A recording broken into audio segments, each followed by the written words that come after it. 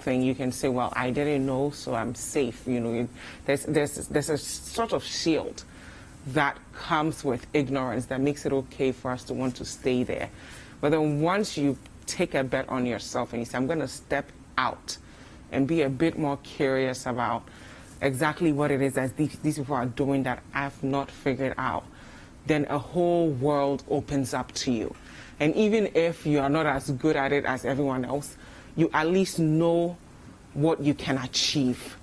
Then you can work hard to get there. But if you stay stuck in that same box that you're in, you would never know what's out there, and you will never grow. So sometimes it just takes being a little bit more courageous and being curious about something that we have no idea about. And then before we know it, we've grown in ways that we never thought we could.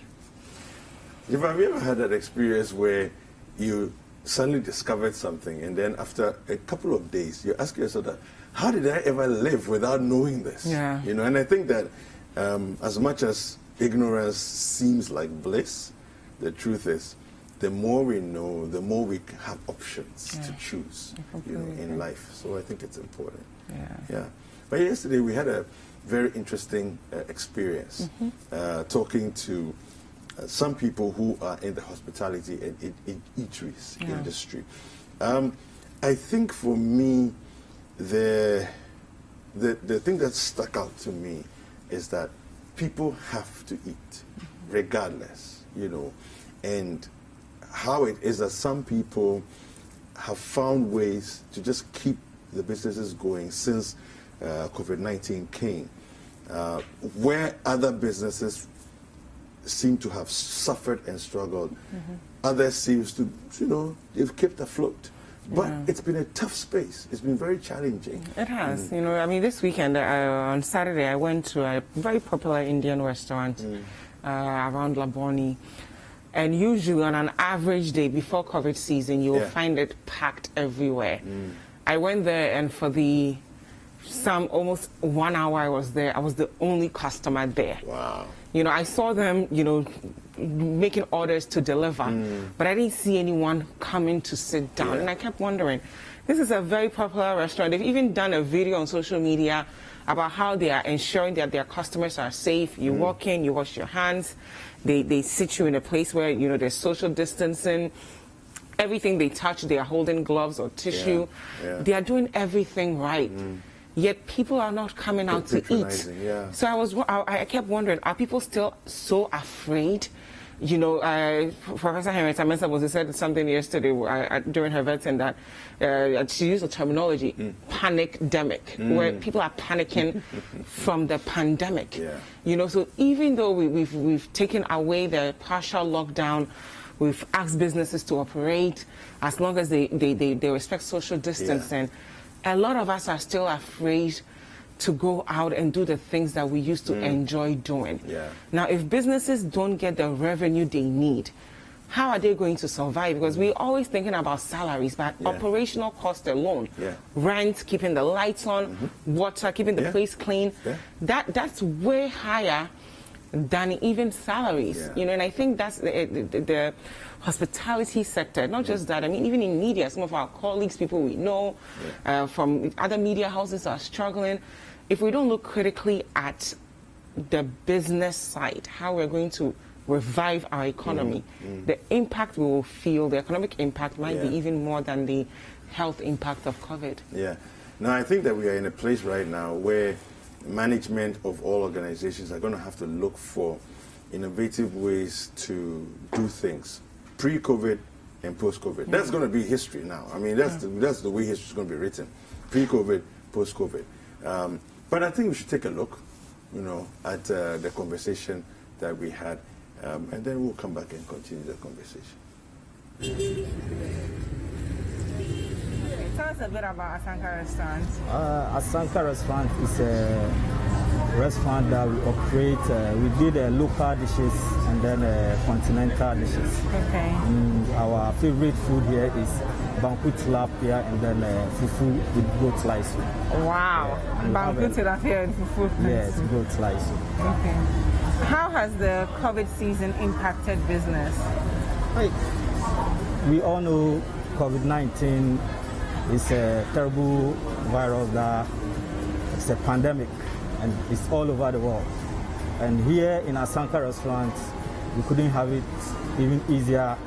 It's like a big blow to our restaurant because before the lockdown, we took a supply. All of a sudden, we heard that we have to go for a 3-week lockdown. So even some of our supplies go bad, and then we have to talk to our suppliers so that they can see to it, and then we can know how we negotiate, and then we paying it small so that we can see how we can go for it. Did you operate during the 3-week partial lockdown? No, we didn't operate during the lockdown. Why? Because we heard that restaurants cannot operate. Since they will come and then sit down at the restaurant, and then because here is a busy place. In the afternoon here is very busy, and we get a lot of crowd here. So due to that, we couldn't work during the lockdown. Okay, what changes did you have to make after the partial lockdown as far as your staff strength? Did you have to fire people? In Asanka restaurant, we didn't fire any worker because what we did was that we divided ourselves into two. One batch will come for 3 days, Monday, Tuesday, Wednesday, and the other batch will come from Thursdays to Saturdays. Normally we work on Sundays, but because of the pandemic, we stopped working on Sundays, and then we don't do nights. Normally we work from 6 to around 12 a.m. Due to the pandemic, now we close at 6:30 p.m. Okay. How has the reception been after the lockdown? Do you see the same customers you used to have during the lockdown? What kind of measures have you put in place to ensure that people won't spread the virus once they come here to eat? After the lockdown, we don't see our customers normally, like the way we used to get them before the lockdown. The place is quiet. If you come here in the afternoon, you even be surprised at why. Is it a Asanka restaurant? When you see that something is going on. We are not in normal times, you all understood. But in Asanka restaurant, what we put all the measures in place, what our president told us to do with the social distancing, washing your hands under the running water, using hand sanitizers, we do all here. So, and then we have our security man outside, who take your temperature and then before you enter in the restaurant. So we do all those things. So what I'm telling people is that they should come out and eat at Asanka restaurant, and we are going to make sure that everything will be safe here. Now, obviously, when you started your business, you didn't budget for all these extra expenses that you have to invest to ensure people don't spread COVID-19. Are you considering the package that government has for SMEs at any point? We are still looking at it. We're looking at it to come so that we at least it can ease our pressures more, because due to this pandemic, we put on because we have to get our hand washing the Veronica buckets, and then here's a restaurant, so we don't have to do it like normally, like how everybody put their bucket on the table. You can see how we do our stand, very nice, you see. So we have to invest more in all those things so that at least it will be attractive, so that people can come in and then come and eat. Yes, that's why. So we put more in the business. If the lockdown process, or at least the COVID season process, extends, will you be able to cover your fixed costs to like rent and other costs that you probably have not had to consider right now? It will be difficult. It will be difficult because the way we run here, we run it day and night, and we do that because of the amount of money we pay for rent and all this stuff, with our utilities and all those things. So we run here day and night. But now we don't run here as the way we ran before. So it's like a big blow to us, and we need help from the government. Thank you very much. Interesting conversation there. I think one of the things that stuck out to me was what he said about the fact that they used to open till like 12 a.m. That's like midnight. Yeah. But now they have to close by 6:30 in the evening. They're closed. If you look at that over a 7-day period, that's about 42 hours, of lost revenue. Yeah. It's crazy. It's crazy. I don't know. I mean, how did you feel having that conversation with them? For me, I think as bad as the COVID season has been, it's also shown us the drive and resilience of Ghanaian entrepreneurs. So as I was listening to him, I kept thinking of other countries where companies have just shut down, declared bankruptcy, people have just stayed at home and trying to get some unemployment benefits. They have not fired anyone yet. You know, this entire period of perhaps only 10% of their usual customers they will get are the people coming in. It would have been very easy to say, everybody, go home. But they've started a new system, a shift system, where people will work 3 days a week as opposed to maybe 5-6 days that they used to work, so that they spread the wealth. They didn't have to, they didn't have to worry about washing their, providing a space for people to wash their hands, getting a security person to check everybody's temperature, spacing out. And by the way, this is a restaurant that has been in existence for over 20 years. They're located in Circle. So you can imagine the kind of traffic they are used to getting. It's a local restaurant. You go there, you eat your banku and tilapia, you eat your fufu and your, goat soup. And they have now had to step up to this new normal. And they are doing it by ensuring that customers are not only safe, but their staff would also be fine. And I think this is an opportunity for the government to look critically about the kinds of SMEs we bail out. And I agree with Ken Thompson that this has to be done by the microfinance institutions and the rural banks, because they know the people. They've worked with them for a very long time, and they are in there. This isn't just a number. Ahmed is a human being. Asanka restaurant is a restaurant that people are dependent on for their livelihoods. So as we are watching this, we just want to humanize it, so we understand that we have an opportunity to get this right by building out the right SMEs, and we're telling their stories so that we will all know the importance of saving our local entrepreneurs. We then crossed the street from Asanka restaurant to Paloma Hotel to see how they are faring in this new season of COVID-19. So we spoke to their manager, Kwame, and he will share their story with us right now. All right, so Kwame, give us a sense, how long has Paloma been in existence? Thank you very much. David, Paloma has been in existence a little over 2 decades. Wow, 20 years. That's a long time. Yes, it is. So all of a sudden, you've been doing this for a while, COVID-19 shows up. How has COVID-19 impacted your business? To be frank with you, it has been a big blow. General. I mean, I recall when the two cases were first reported in Ghana here.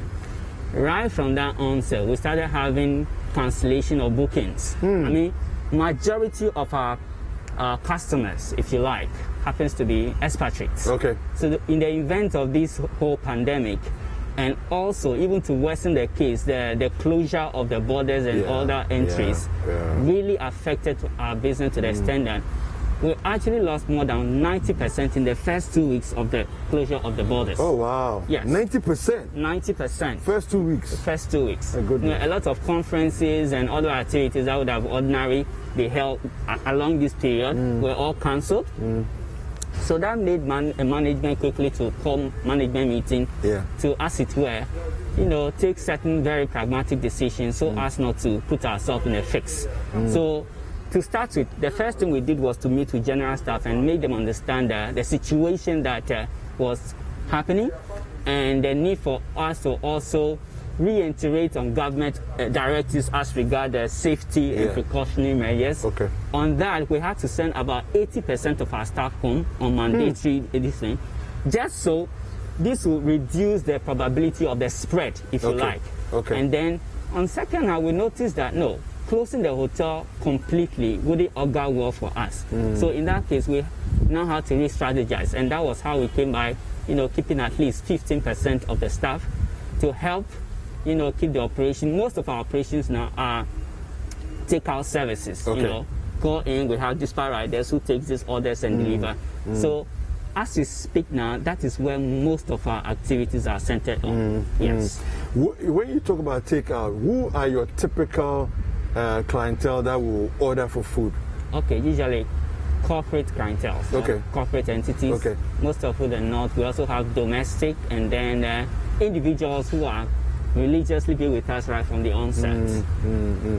Which aspect of the entire business would you say is actually sustaining the hotel? Okay, basically is the F&B, that's the food and beverage. Okay. As you can see, it's like the hotel is like a ghost town, as you can see now. Usually on a normal business days, you wouldn't even have a space here. This is a salsa space. So you see people learning salsa whilst people are dining over here and the other side.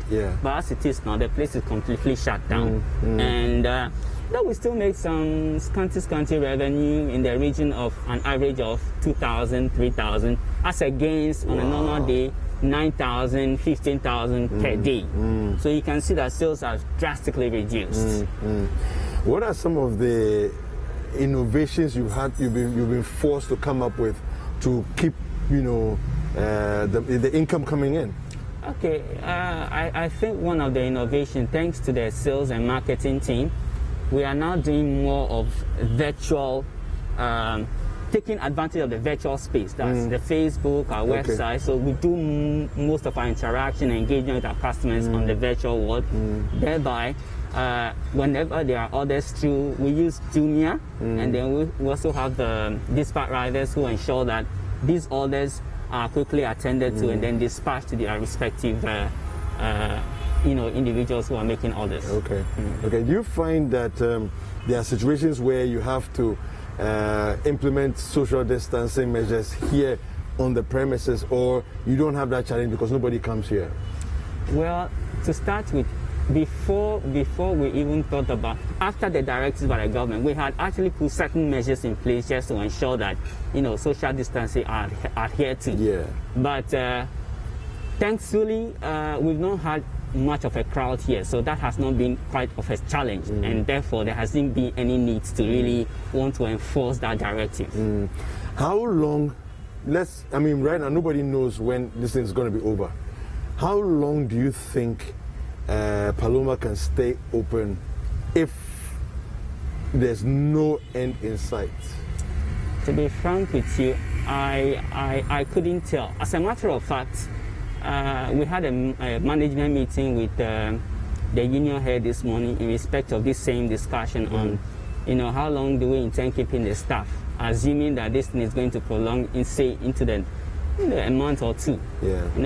We could only hope and pray that this thing comes and goes as soon as possible, so we can come back to a normal life, so business can pick up again. But the truth of the matter is, we do not have that sight to tell how soon this thing is going to be over. So we are just hoping. In 6 months, if COVID-19 is not gone, will Paloma still be around? Of course, it's a brand. We will still be in business. But that will mean, that will be a Herculean task on the part of management to now re-strategize, if you like, on how to sustain ourselves in the wake of the COVID-19. We just need to, find ways and means to, sustain the brand. So in 6 months, Paloma will still be around. I think that it's important for all eateries, hospitality, industry people to do everything that they can to make sure that they're still around. At the end of this all, it's going to be tough. And it's already tough as it is, but it's going to be tough. So I think that it's important for us to come up with innovative ways. One of the things, Jafar, that he said was about 15% of the staff are at work. And what I noticed about the premises when we got there was that everything was clean, dusted down, the grounds were clean, grasses were well manicured. And I was thinking to myself, like you said earlier, how much must it cost to maintain this, even though there's nobody coming? This is a 60-bed hotel, and there are other hotels that are even bigger in Accra. What must they be going through? It's nuts. I completely agree, and that's why I think it's important for policymakers to not just see it as, let's not just lump them all in as SMEs, and we're going into to bail them out, right? But actually thinking of, these are Ghanaian citizens, these are human beings. They've been operating for over 20 years. Yeah. They've paid their taxes. They've done everything right. Even when this season happened, Yeah. they didn't wait for the government to come give them a special fund for them to do the right thing. They've ensured that no one is going to catch anything when they come into the establishments. They've reoriented their staff to step up to the plate. Yeah.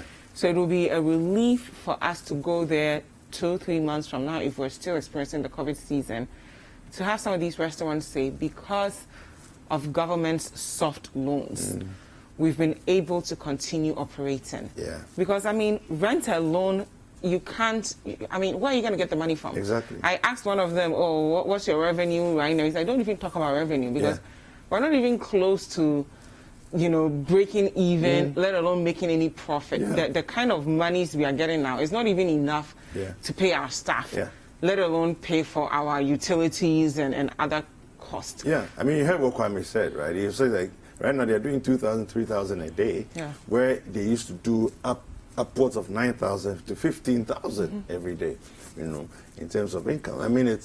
It's such a drastic loss, You're talking about what? At least four times cut off, It's really, really serious.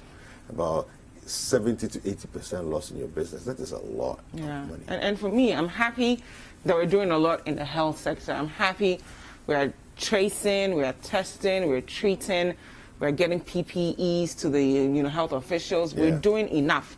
Well, we could do more, but we're doing the best we can. I would like to see the same engagement in the private sector, because there's a direct relationship between how your economy is going to do and dealing with a pandemic.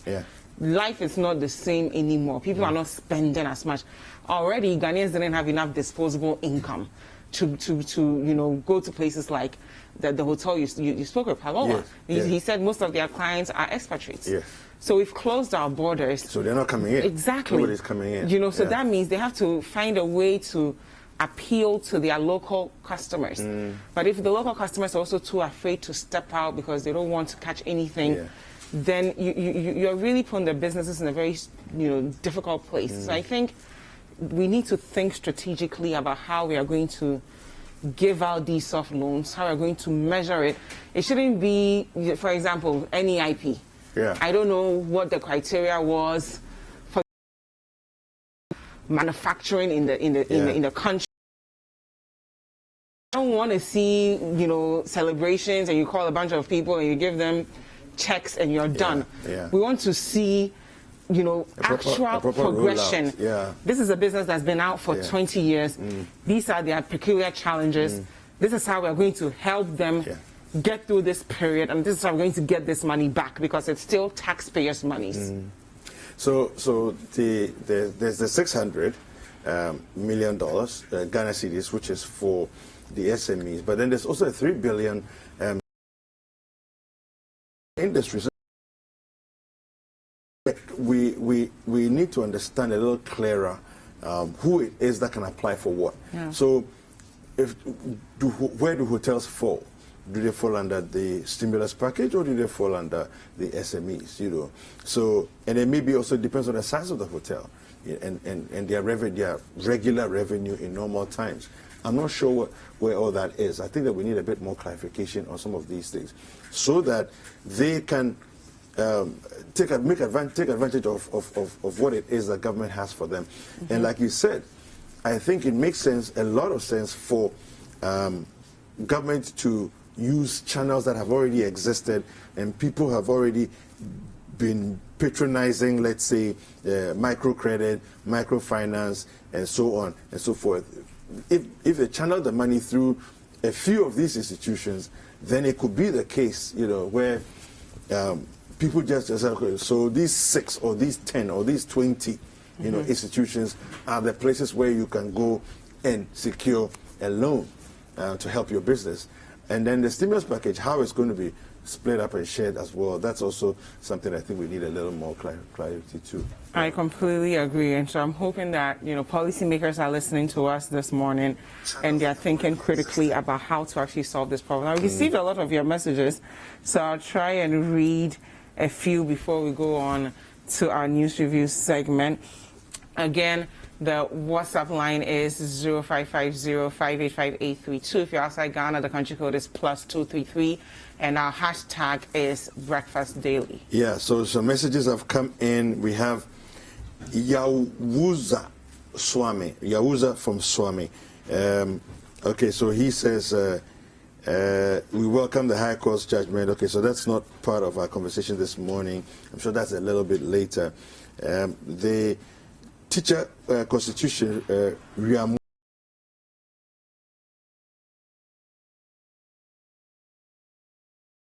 whatever, we should not forget to observe the safety precaution measures because the virus is real. Eric Hakuna Matata from Koforidua also says, all corrupt appointees under John Mahama must prepare themselves for prison. Okay, so this is not part of what we're talking about right now, but I guess you're all excited about the things in the news, and so you want to comment about them. We also have one that's coming from Archangel Michael Kwarting. He says, Jifa, Kumasi is so crowded and social distancing and security measures are ignored. Yeah. I don't know if you have any messages there, Jifa. Yes, but we'll read them all throughout the show.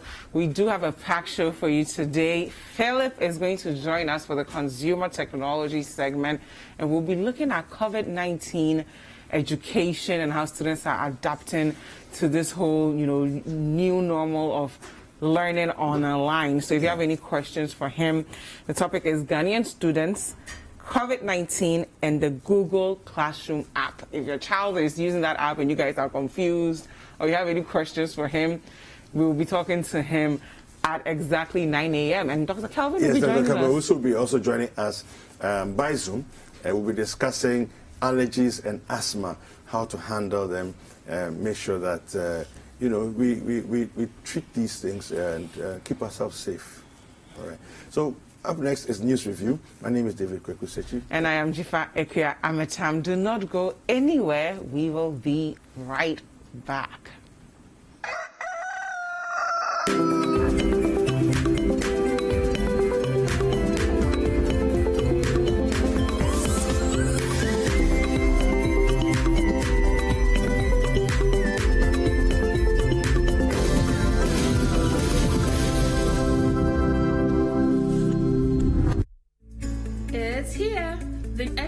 Pay app.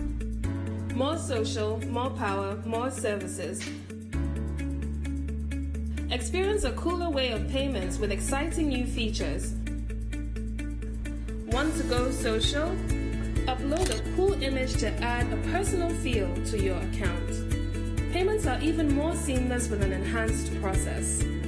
Mark some accounts as favorites so they are super easy to access. Even cooler, view payment due dates and check remaining balances for your favorite accounts. Want to repeat a payment? Do that right from the History tab. Have all your money in one place with a sleek look and feel. Bank Direct has had an awesome makeover. You can now send money instantly to 22 banks and counting. Express Pay. Payments simplified.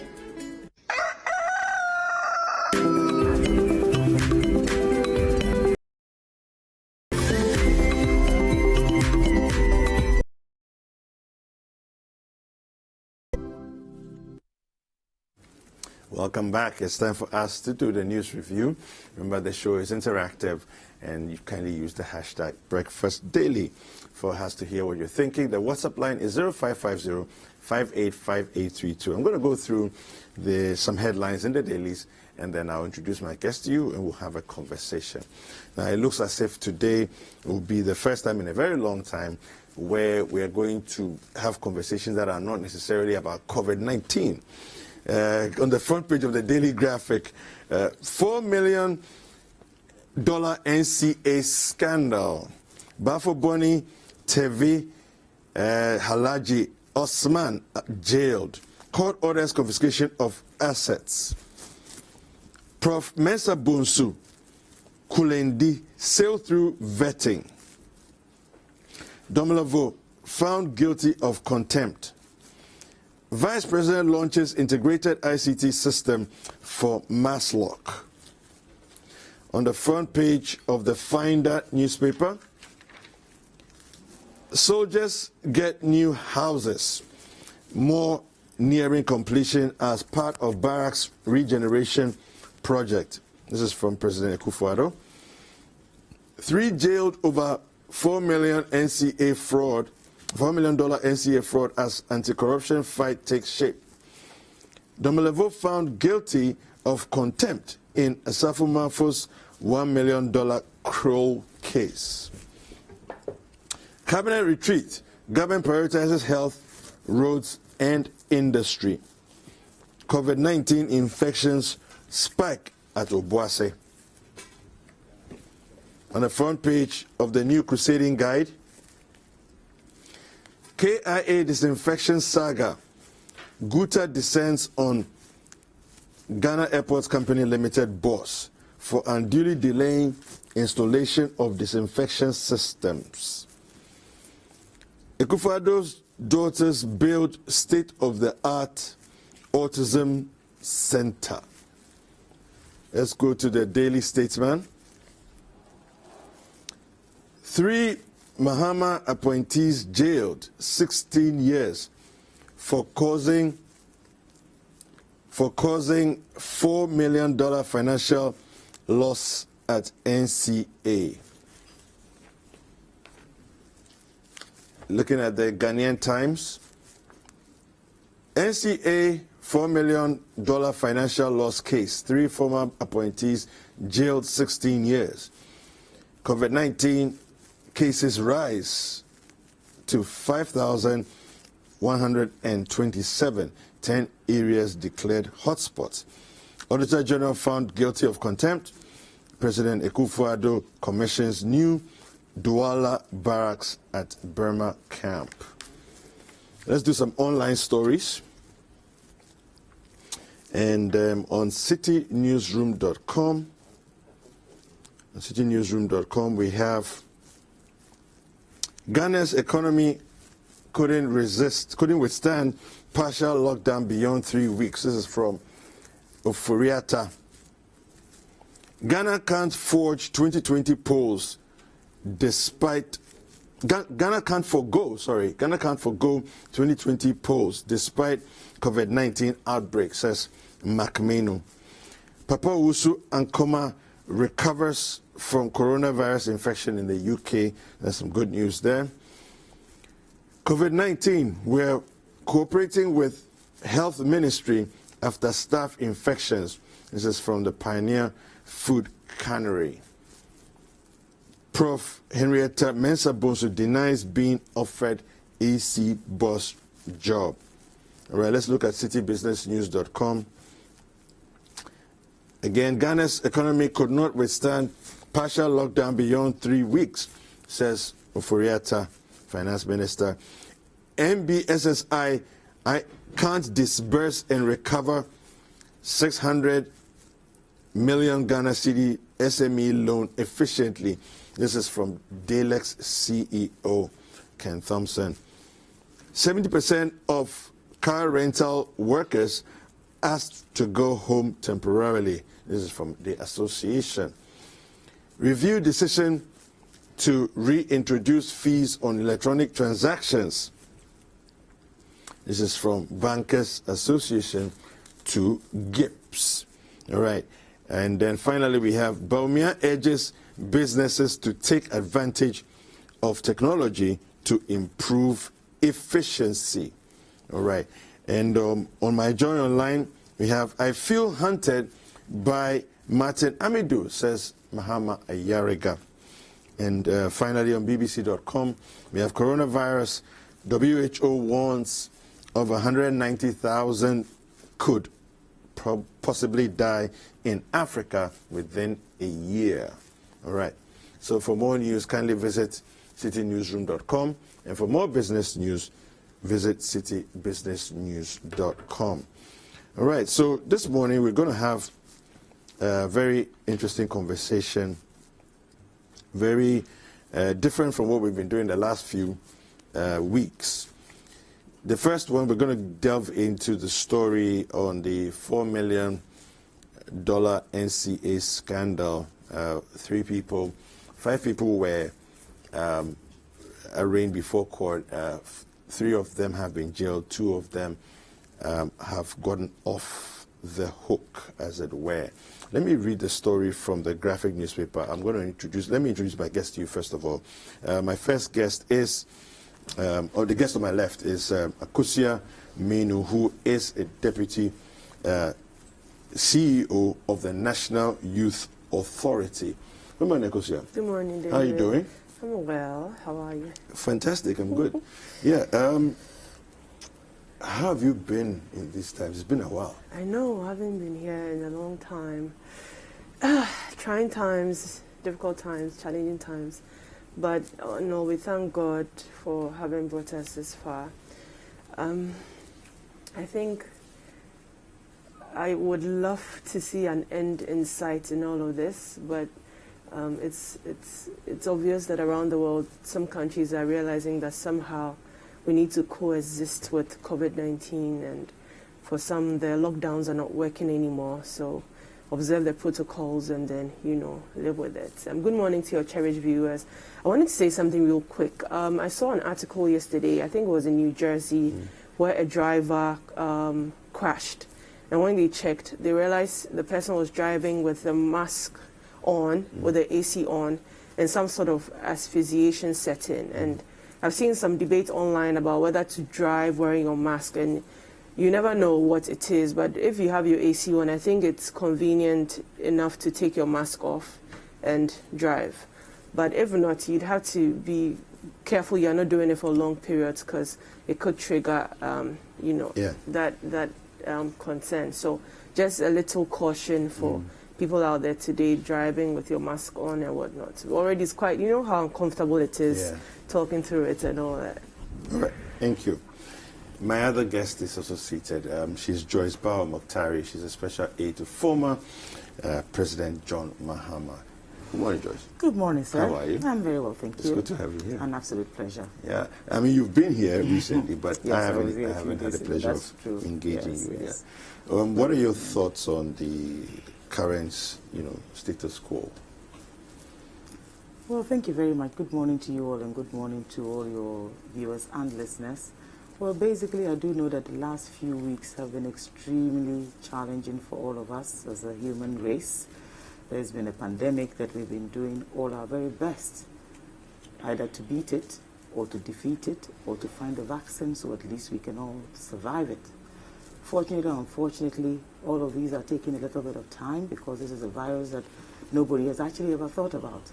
I'm sure you recall that at the inception, there were all these stories about the fact that it didn't affect children, that a certain age gap were actually at risk, persons with underlying conditions and what have you. In recent times, we found out that young children are getting it. Yeah. We're also realizing that it actually affects people of all ages, really, in all walks of life. Certainly those with some underlying conditions would certainly bear the brunt of it should they catch the virus. But somehow, the jury is still out.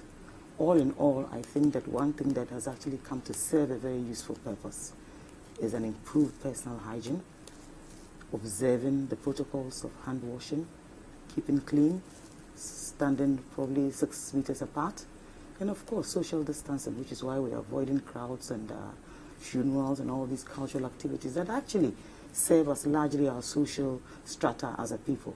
All in all, I think that we are still in very difficult times. The end is certainly not in sight, and we ought not to forget or lose sight of the fact that no matter what we do, the numbers are increasing. Of course, for Ghana or in Africa generally, the mortality rates are certainly not as bad as it is elsewhere. Wearing of these masks are a challenge even for the very best of us. Yeah. Acquiring them, another challenge.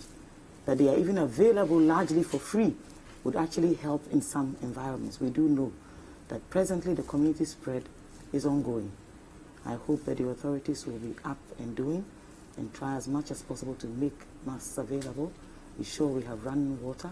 Note that meningitis is still raging in the Upper West region in particular. And this morning there have been a number of new cases that have been reported and some number of deaths as well. So let's look forward to all of us conquering largely disease first and foremost. That when these sorts of diseases rage, we should be able to find quick, lasting and sustainable solutions. All right, thank you very much. Let me read our first story to you. It's coming from the Daily Graphic. $4 million NCA scandal. $4 million NCA scandal. Bafuboni, Tevi, and allergy Osman jailed. Court orders confiscation of assets. After more than 2 years of trial, 3 former appointees of the immediate past National Democratic Congress administration were yesterday sentenced to a total of 16 years by the Accra High Court for causing financial loss of $3 million to the state. They were found guilty in the case involving the purchase of a $4 million cybersecurity surveillance equipment known as the Pegasus machine for the National Security Council Secretariat, which was sponsored by the National Communications Authority.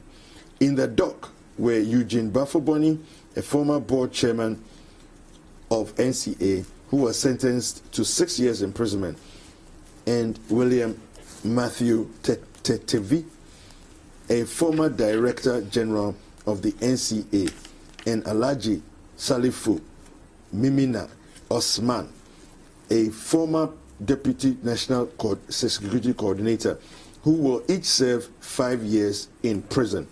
Bafuboni will serve more years in prison because the court held that he personally benefited from the deal to the tune of $200,000. Aside from the custodial sentence, the court presided over by Justice Eric Che Balfour, a justice of the Court of Appeal with additional responsibility as a high court judge, also ordered the state to seize the assets of the 3 convicts to the tune of $3 million to offset the amount the state lost as a result of their actions. The remaining $1 million of the $4 million has already been refunded to the state. The case, which was initiated in December 2017, was the first criminal prosecution by the Attorney General, Miss Gloria Ekufu, against the officials in the previous administration accused of corruption.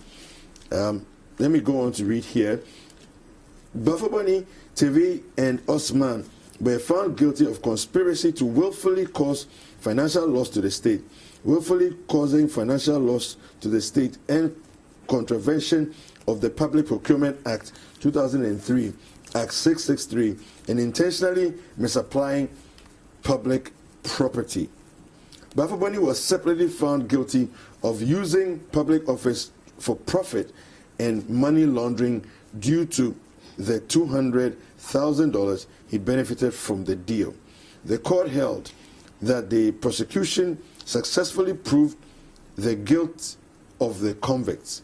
The prosecution proved the charges against the accused persons beyond reasonable doubt to the standard required by law, Justice Che Balfour held. All right, so let me start with, so for a long time,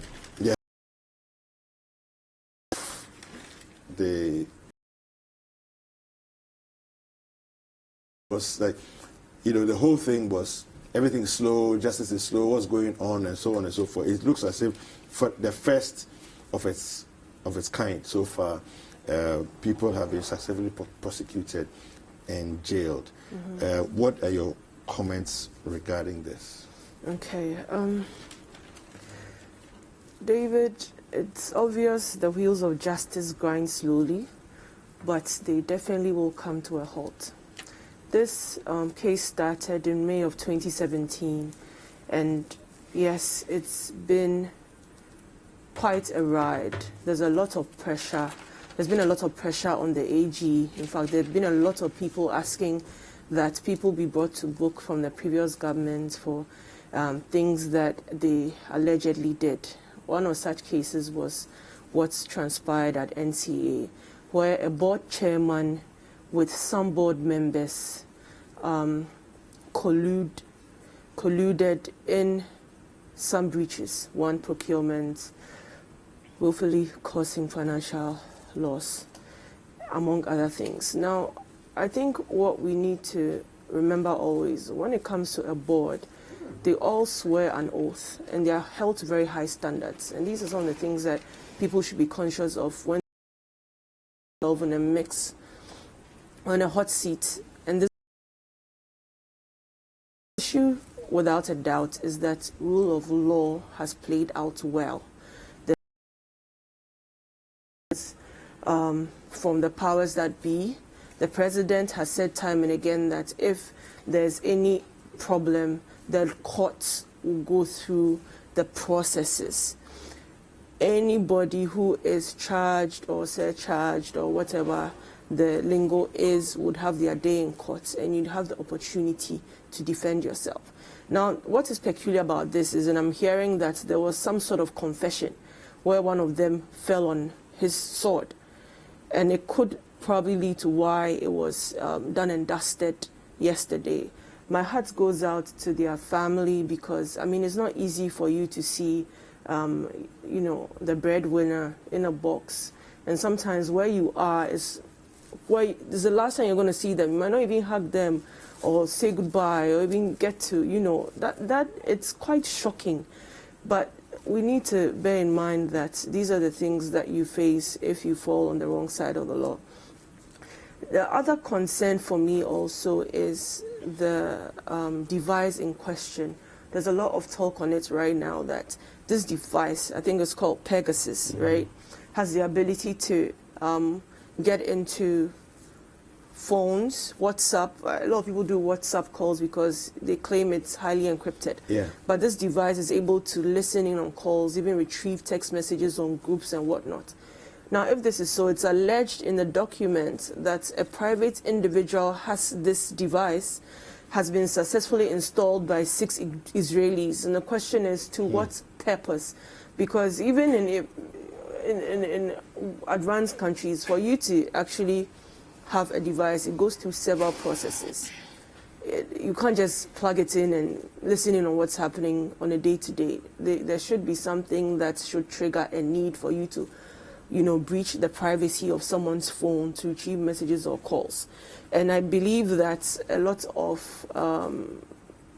of discussion would evolve as the days go by on where this device is, because it's important we know what has happened to it. But with that being said, the rule of law was upheld. The judgment has been given. I'm told some sort of retrieval of the amounts involved. Previously, people would be like, they send them to jail and they come back and they still have access to their monies and whatnot.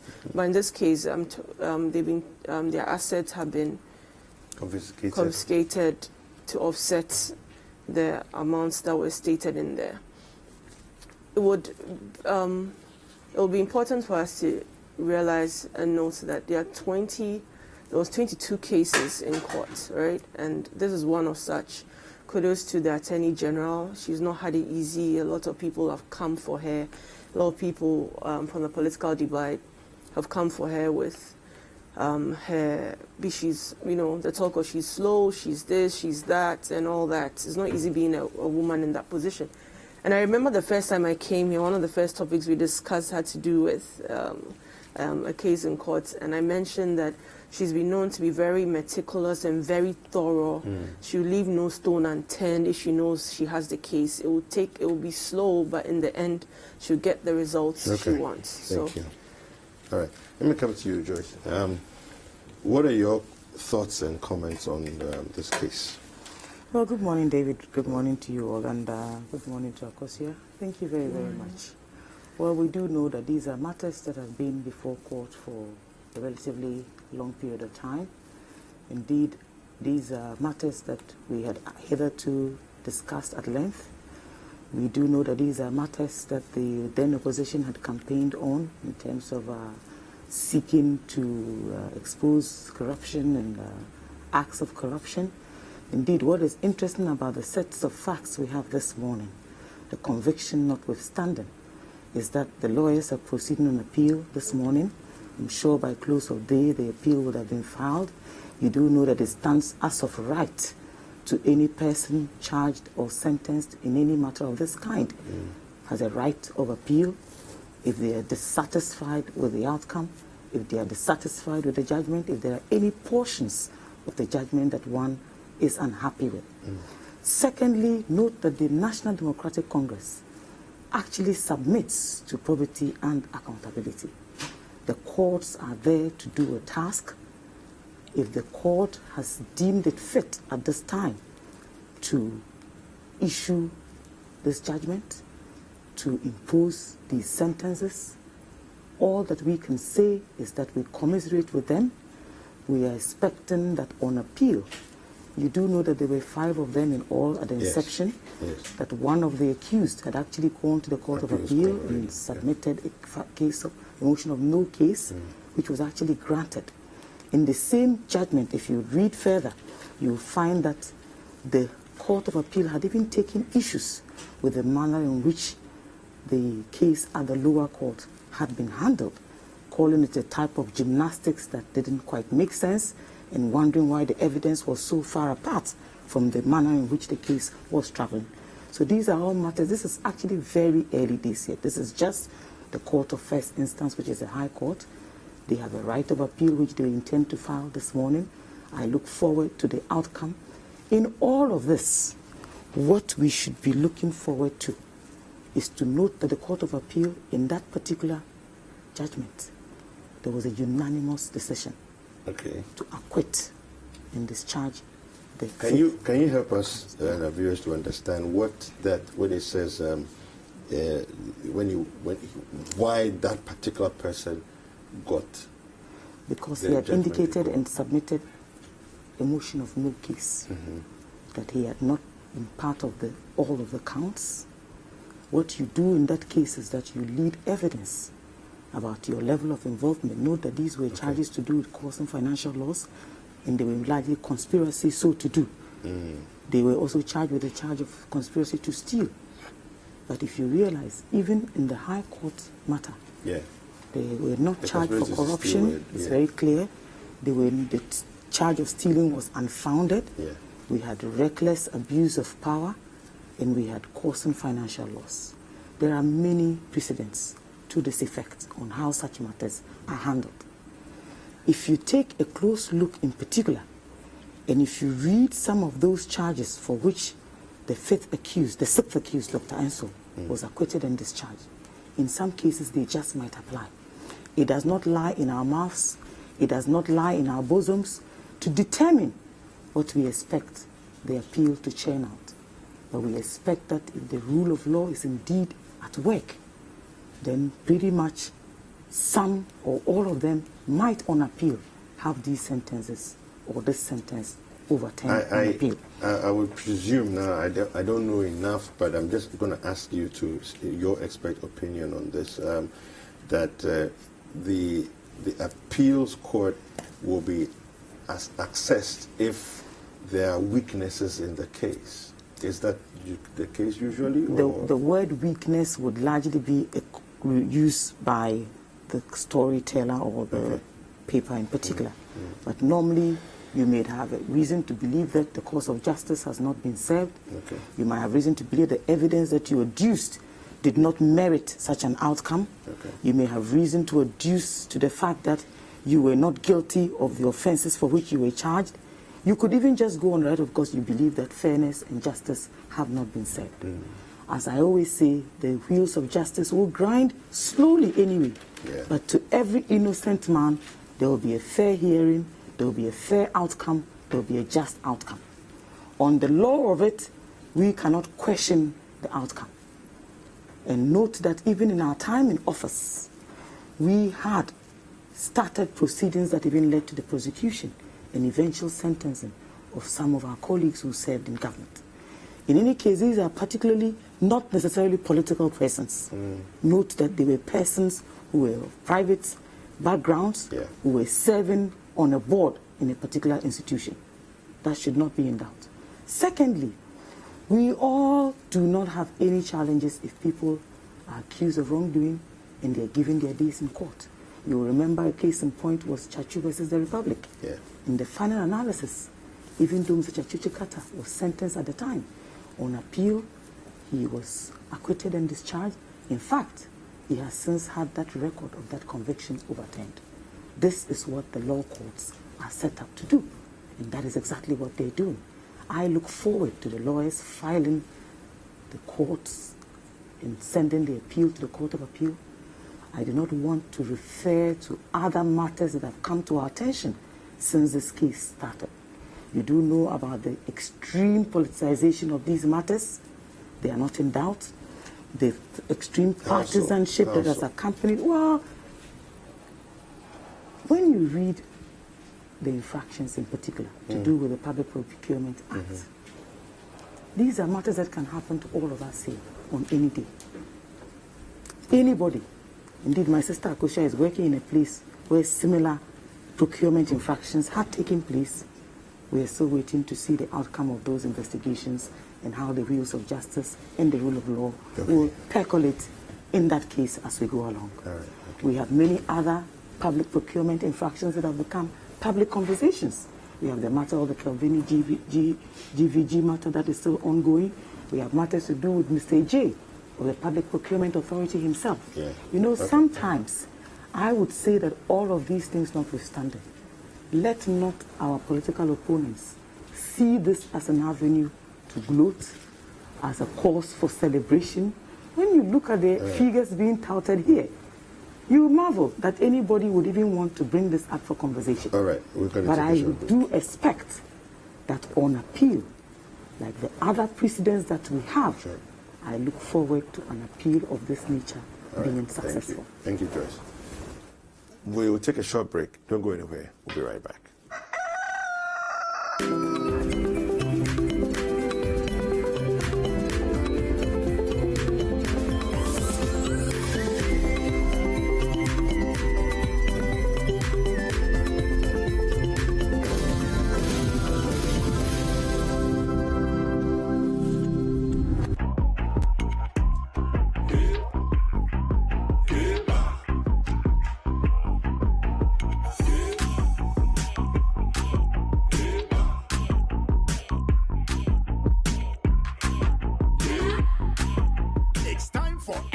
Extra data, extra minutes, and extra unlimited calls.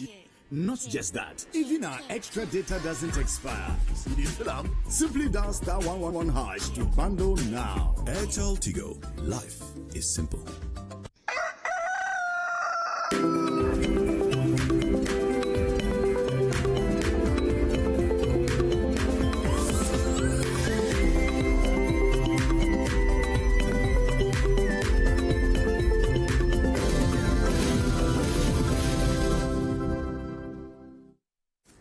Welcome back. The show is interactive, and remember to use the Breakfast Daily hashtag Breakfast Daily. The WhatsApp line is 0550-585-832. Kindly use the +233, the country code, if you're outside Ghana. We do have some messages for you. I'll be reading them later in the show. But I want my other guest, Kusiamini, to react to what Joyce has said so far, and then we'll continue. All right, Kusia. Any comments as far as what Joyce's response was? Well, I certainly didn't go to law school, but given what was presented, you'd realize the third accused, Dr. Ensol, if that was his name, right, didn't attend any of the meetings with the others, probably why he wasn't charged.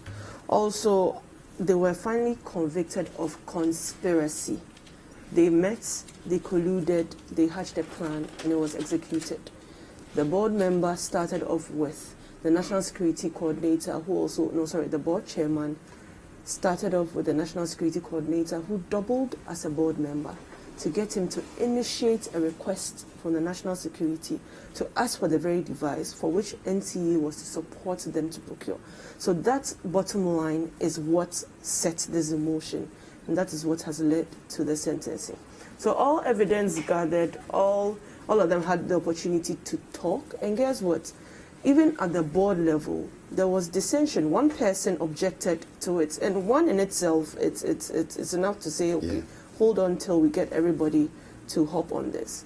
It's easy to point to previous issues and current, and we can take all the comments that have happened with this. For instance, with candidate Mahama saying that on one of the, I think it was a peace walk or a health walk or something, saying that trial by media should end, and if anybody has done anything in his administration, they should be brought to book. However, it was to suggest that if we had something by now, something would have happened. Yeah. And of course, back to what the president always says, do the right thing, let it go through the right processes. And this is where we are now. Nobody can scream witch hunting in this process, because it started 2017, May. 2020, 3 years later, this is where we're at. And I'm sure many more would happen, so we just have to take it as it is. They have the right to appeal, obviously, and if they do have that option, they should pursue it. Okay, right.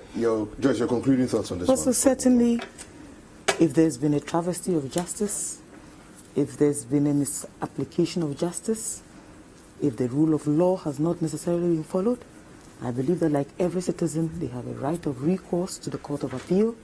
I am reliably informed that their lawyers will be moving to file this morning on appeal. I look forward to the outcome. If for anything at all, these are matters of education, these are matters of how the rules of justice grinds here in our jurisdiction, and these are matters that will continue to follow for a very long time to come.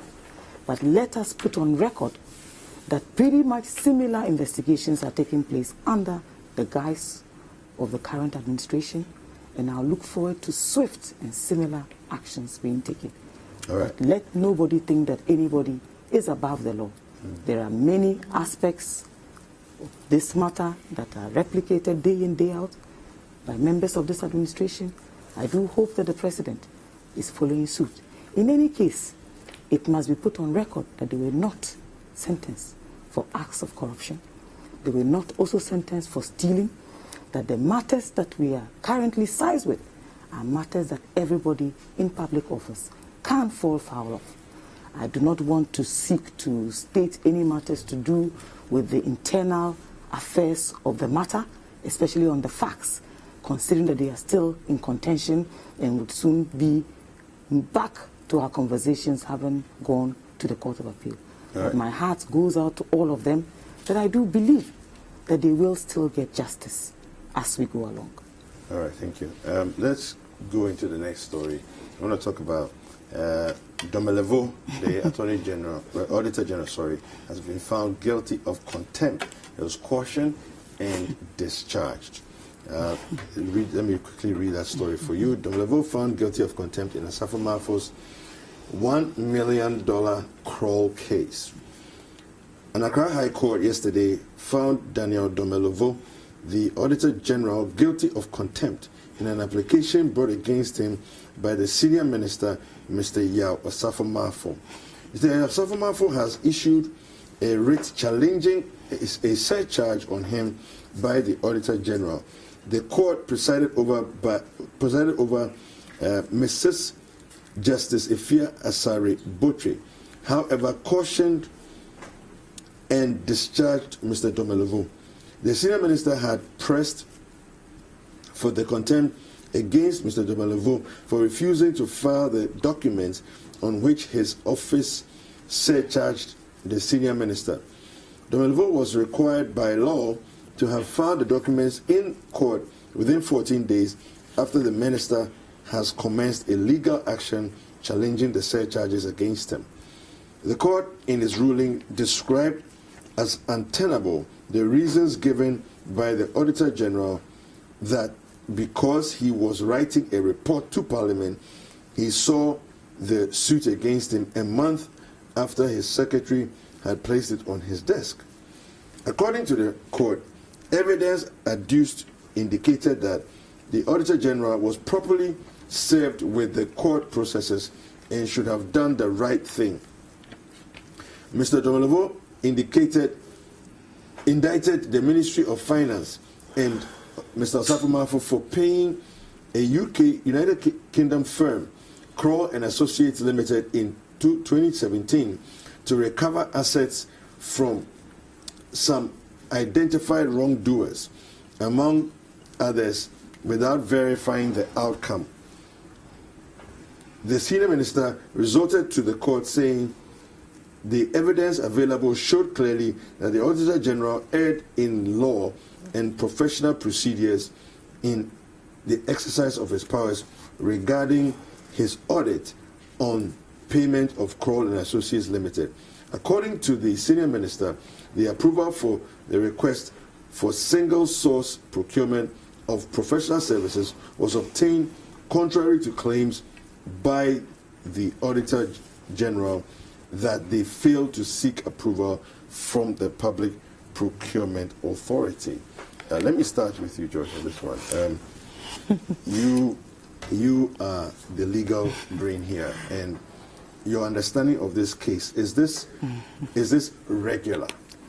Well, thank you very much, David. You do know that the Courts Act of 1993 actually prescribes a way in which you preserve legal processes, a way in which you ensure discipline of persons who appear before courts, a way in which you ensure order to and bring about some sanity to the execution and processes to do with justice in particular. Because note that the legal institutions must be respected. It is a one way of preventing people from taking the law into their own hands, from acting ultra-vires in manners that are unacceptable and getting away with it. So, for example, if you and I in court and we chew gum, we speak anyhow loudly, we take a phone call, there are all ways in which you can be held in contempt. Okay. You may either be fined or sentenced depending on the level. And we've had this matter of contempt that has come up so many. In fact, the Honorable Osafo himself at the beginning was actually also charged with contempt because he had failed to appear on a specific date and time and without necessarily furnishing the courts with reasons why he was unable to attend court. So I think pretty much in the same vein, this is a matter that has come within the public domain. It is one of the matters that did not go through a public procurement process as we expect under law. It was actually a huge sum of $1 million paid to someone under the auspices of the senior minister. So I do believe that the Auditor General had found some matters or some discrepancies and had actually sought a response. The matter ends up in court, and certainly these are ways in which the court is going to ensure. What I hope that this will not serve us is a way to gag, for example, the Auditor General, who is a creation of statute, who is undertaking a very key element and is one of the leading anti-corruption agencies we have here in Ghana. Indeed, I'm sure you followed the vetting processes of all of our Supreme Court nominees who were asked on matters bordering on contempt, on ethics, on corruption, perceived or otherwise, and many other issues that are bound at one point or the other to come before the Supreme Court. This is a matter that we can also review, where persons are working within the mandate of their offices and the extent to which political actors found erring on the side of the law would handle or deal with matters of this nature. It is a fantastic exercise. Contempt of court was used in the course of the election petition, if you remember, and 2 members of the New Patriotic Party were actually fined for contempt of court. So it is something that we have grappled with for a very long period of time. I do hope it is also not a building of a matter to start a process, far-fetched as it may sound, to attempt to remove the Auditor General from office for stated misbehavior. So we will look forward to how this matter plays out in the public domain. But I hope this will not serve as a fetter. This will not serve as a sort of a threat to prevent not just other political appointees who are found on the wrong side of audits, but also it should also not serve as a way of gagging or stopping the Auditor General from undertaking his constitutionally mandated duties. Yeah. I think at this point it's important to remind the viewers that the substantive case is still on. It's still, exactly. Yeah, so absolutely. So that's why I indicated that I hope it will not serve as a way to gag in any way. This is just a tip of the iceberg. The substance of the matter has yet to be dealt with. But of course, in terms of the processes and procedures, we are told that he was served with a court process and he has failed to respond or appear to court for that matter. And I'm sure you remember there was a conversation even around whether or not he should actually be a party to that suit or whether he should even be in court. There was an option about going to Shraj as well and all of that. So certainly it is still an exercise in judicial precedent, in legal education. It's a matter of public interest. And we are all looking forward to how the substance or the substantive case will be handled. But certainly, let's not forget also the key infractions, as I said, when you talk about corruption, when you talk about stealing, when you talk about reckless abuse of power by members of public service officers. These are all things that feed into that public perception. Note that the courts are not oblivious to matters that are within the public purview or matters that we are discussing at this point. But I do hope that when the matter or the substantive case is heard, that we will see how it plays out. It is a matter within court. Contempt is a matter that happens to everybody for whatever infractions you do as a plaintiff or as a respondent. And even the Attorney General at some point in one of the cases was actually held in contempt of court because they had failed to appear on many occasions. And they had not also told the court why they were unable to appear. So these are all ways in which mechanisms used to ensure discipline of the legal process. And I believe that it also aids judges to be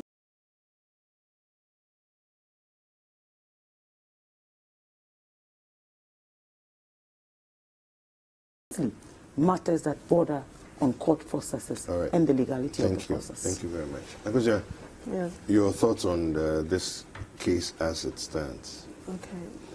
This particular case, when it first broke, caused a lot of stress for some people. Obviously, the senior minister has had a stellar reputation as a politician, having held high offices as a former minister of finance and later a minister of education. In both capacities, he delivered very well. And it came as no surprise to many people when he was appointed as a senior minister. Now, he has been fingered in this particular Kroll and Associates saga and was said charged duly as initiated by the Auditor General. You would think that if he had gone this route with a senior minister, and the senior minister has the option to also defend himself. Once it goes to court, he had 14 days to present the evidence that ties the senior minister in this case, 14 whole days.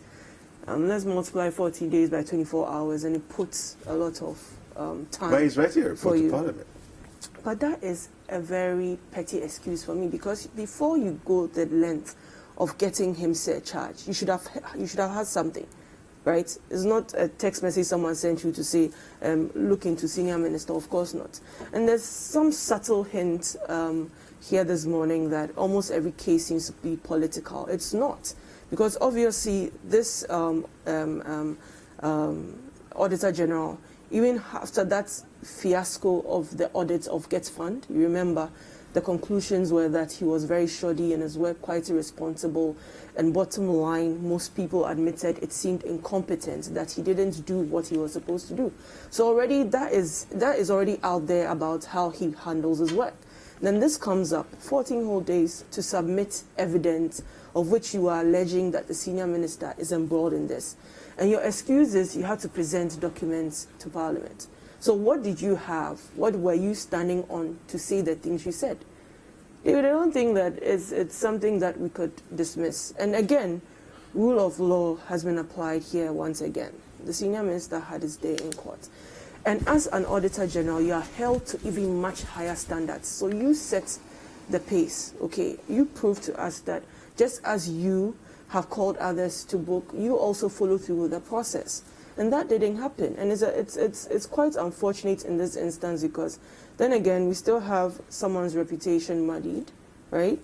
We still have people thinking that giving who appointed him, he's doing the bidding of his quote-unquote paymasters, which is quite unfair to him because he seems to be very level-headed and very, very neutral at best. But then the bottom line is the deliverables. There's a lot of noise, much ado about nothing. Basically, that's what it seems. So I'd ask that in the future, if any of such instances would arise, he needs to rise up to the occasion and not rely on excuses as in being busy. Well, David, I think we've agreed that the substance of the matter is yet to come. Yes, the substance of the matter so actually. it's important yes, that we avoid making any personal thoughts about the matter. It does not go to anybody's competence per se. And you know that even the Honorable Osafo had issues even with the former president. But I think it begs the question of these are not issues that we should even create incompetence to any times individual in a row who is found wanting on the side of work by the Auditor General. Nobody says the Auditor General is a demigod. You understand? Yes, and his work should be challenged. Okay, there's absolutely nothing wrong with that. Let's make progress. But let's not infer any needless matters that have not been brought up here for discussion. All right. Osafo Mafu was fired by former President Kufuor. So it's not as if he's someone who is above the law. We are all within the law. That's fine. Thank you. And I think it is clarify extremely important that normally we do not allow our conversations to devolve in matters of personalities. I discuss largely the work of the Auditor General. But I will not go to whether or not his other jobs have had any levels of competence or otherwise. I think that is important. It should be put in proper perspective. Let me read some messages. I'll come back to you. This message is coming from Citizen Francis. He says, from some revelations in the judgment are deeply worrying. Where is the Pegasus equipment that was bought with our money, which is supposed to have the capacity to intercept WhatsApp?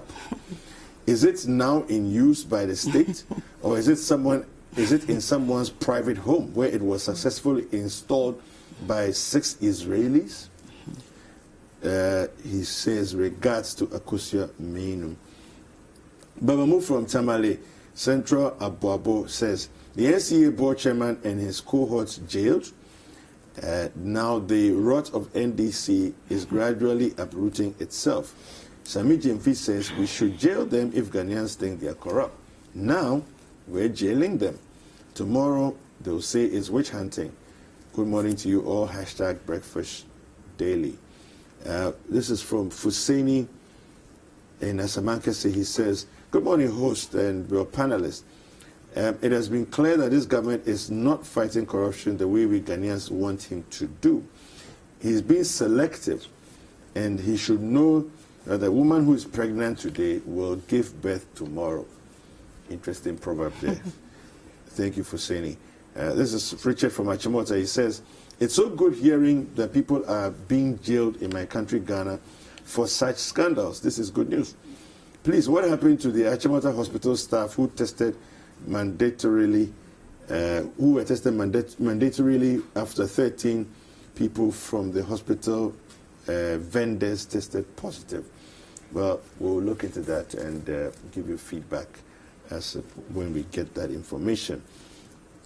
A.U. Farouk from Tamale North says, good morning. The easiest thing for any government to do is to jail political opponents. The real test is the ability to prosecute and jail your own. All right, it says John Mahama is the leader of all substance. Hashtag breakfast daily. Good morning. He said, I'm Konedu from Domahinkro. Please, I think the government should consider mobile money agents. Okay. So she's asking for help, financial help. I guess this one falls to the NBSSI and the small scales loan. All right. Mama G, last one here, says from Kaswa, says, another promise fulfilled. Commission the Douala Barracks is very recommendable. Ayiko Nanadu. Occupants should make sure they do proper maintenance. COVID-19 is real. Take precautions seriously. Wear your mask, stay at home. And he says, regards to Oba Tampa Mavis Howard Kumsen. All right, let's get into the next story.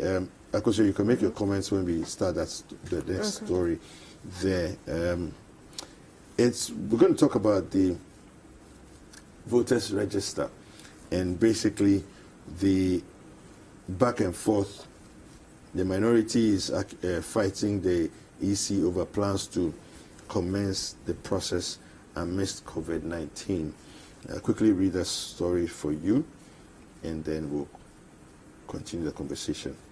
So, the minority in Parliament, the minority leader in Parliament, Haruna Idrisu, has said his side will resist any attempt by the EC to register citizens for a new register amid the COVID-19 pandemic. The context is, don't just think about your staff. Think about the health, safety, and lives of citizens who will be queuing for the purpose of getting registered, Mr. Idrisu said in a City News interview yesterday. In a City News interview, Mr. Idrisu further continued his side's attack against the Commission and again questioned the competency of the Commission's leadership. He cited what he called the Commission's incompetence in failing to put together a cogent CI before Parliament for the 2020 elections. What I do know about the Electoral Commission is that they have come to Parliament with two defective instruments. They are just not competent enough. They must deal with their incompetence. All right. Then quickly, let me just jump over. The EC says, new register compilation, we will observe safety protocols. So the Electoral Commission has said that it will observe the necessary protocols when it begins the compilation of the new voters register. The EC said the necessary precautions have been put in place to ensure safety in the execution of its mandate.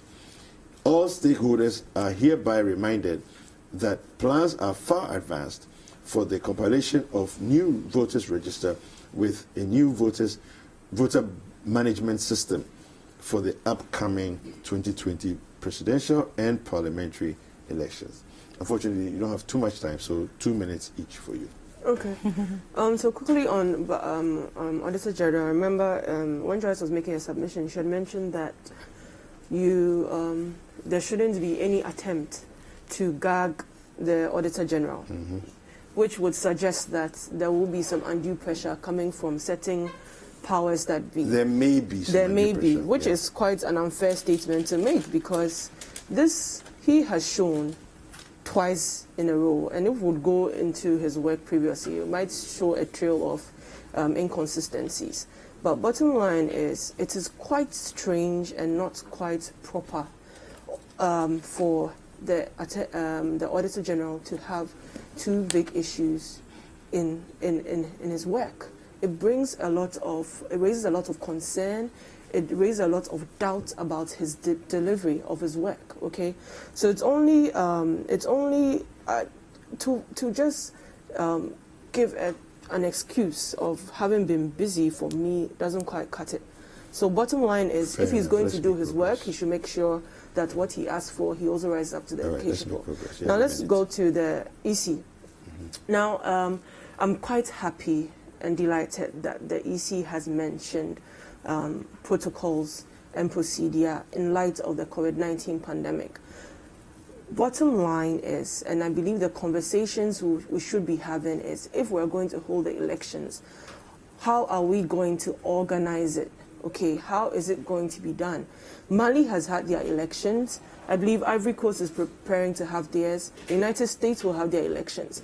As we sit here, there are going to be over 1 million people who are going to turn the age of 18. Okay, my data may be wrong, but 1 million people will turn 18, and as per the Constitution, they have a right to vote.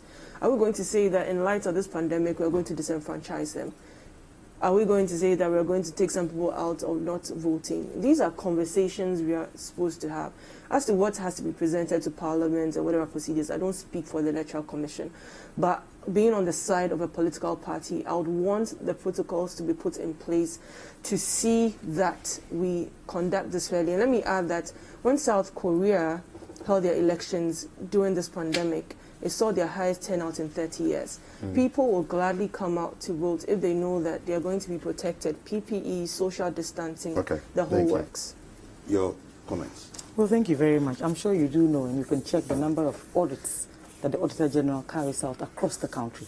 So when you highlight 2, that is actually woefully an inadequate statistic. I'm not a data expert, but that certainly will not count for the myriad of institutions that he audits regularly. Be that as it may, let's hope that he's allowed to undertake his job and work without fear nor favor. So talking about the EC, we all know that there's challenges that exist currently. I don't believe that as a party, the NDC per se says that the Electoral Commission should not do its job. I have personally maintained that there's a certain lack of transparency in the manner in which the EC has conducted itself over the period. If the EC is an offshoot of a political party or government, then they should tell us specifically. But if they are not, then that beggars belief. So I do hope that in all that they are doing, they must remember that they are a constitutional body created by statute, that the people they owe it to first and foremost is first the taxpayer who pays them, and secondly, the citizen. There are issues to do with the CIs.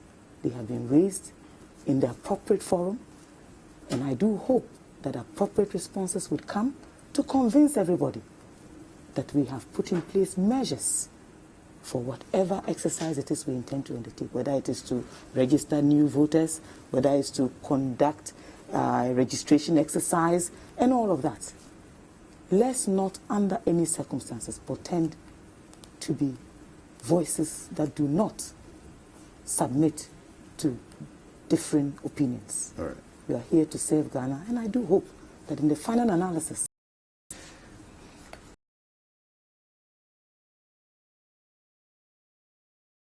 Bawa Mokhtari, who is a special aide to the former President John Mahama, and then also to Akosua Minu, who is this Deputy CEO of the National Youth Authority. All right, and thank you very much.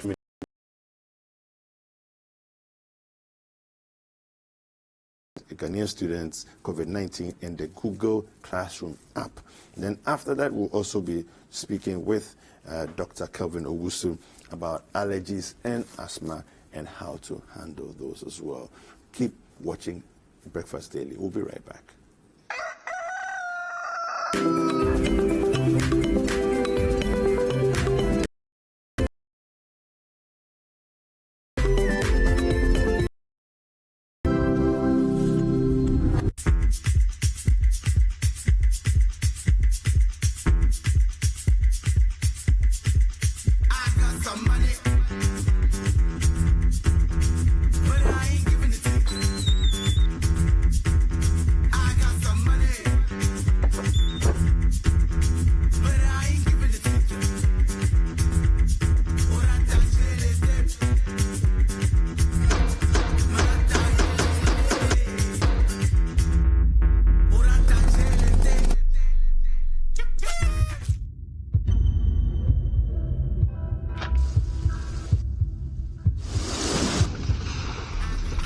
There is nothing as hard as a diamond. For buildings with superior strength that withstand all weather conditions, Diamond Cement should be your preferred choice. Locate Diamond Cement nationwide with factories in Aflao, Takrady and Bupe. Diamond Cement, as hard as a diamond.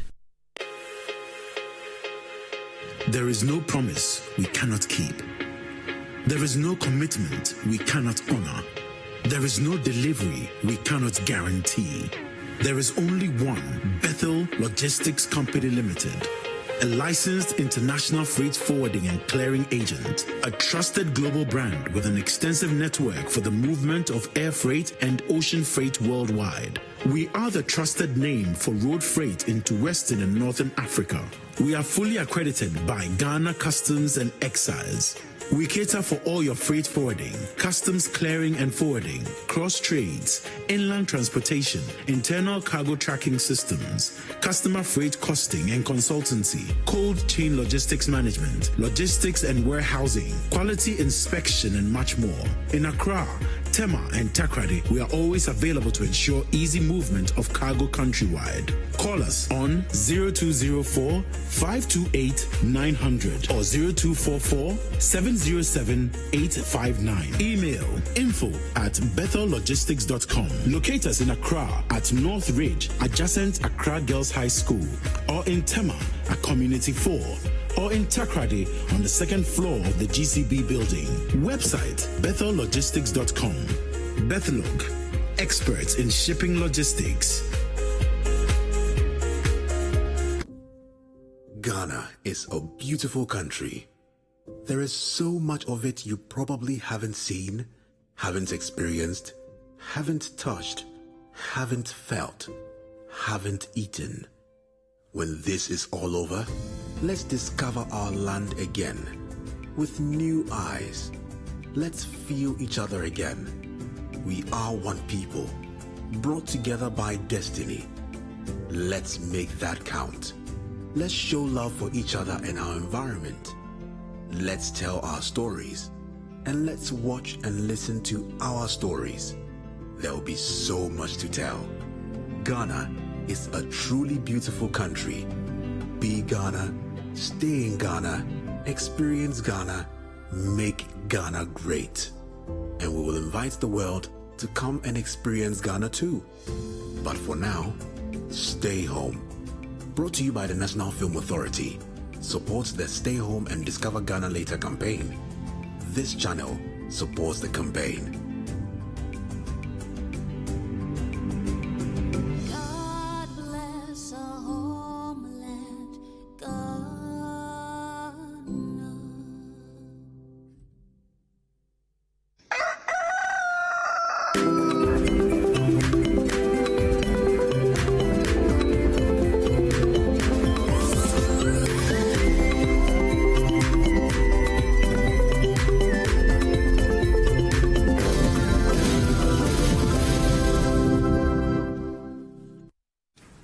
Welcome back. It's still Breakfast Daily on City TV. Thank you so much for staying with us.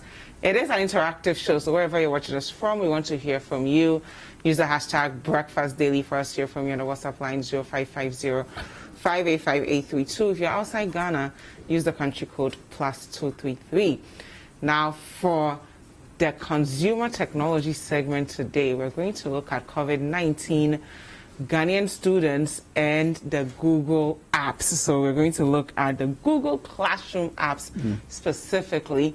Philip Kofi Ashong is here with us. He's the host of City Trends. And he'll tell us what happened on City Trends yesterday. And he's head of productions here at City TV as well. Good morning, Phil. Oh, good morning, Jifa. How are you? I'm good. How are you? I'm pretty I like good. your mask. Oh, thank you. Thank you very much. It's very firm.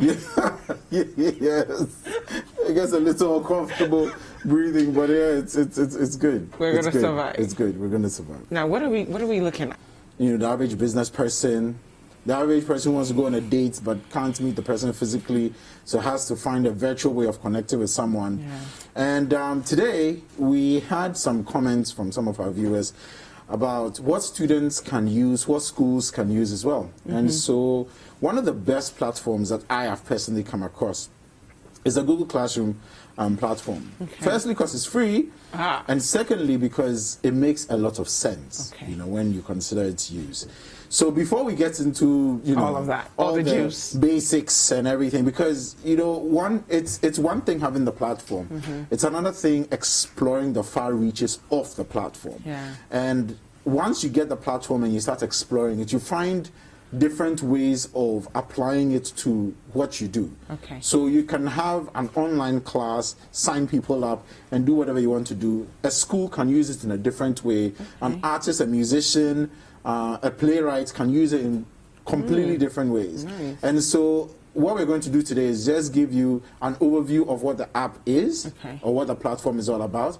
And then based on how you typically tend to use the platform or typically tend to interact with people you're either teaching or giving instructions to, you know how best to apply it.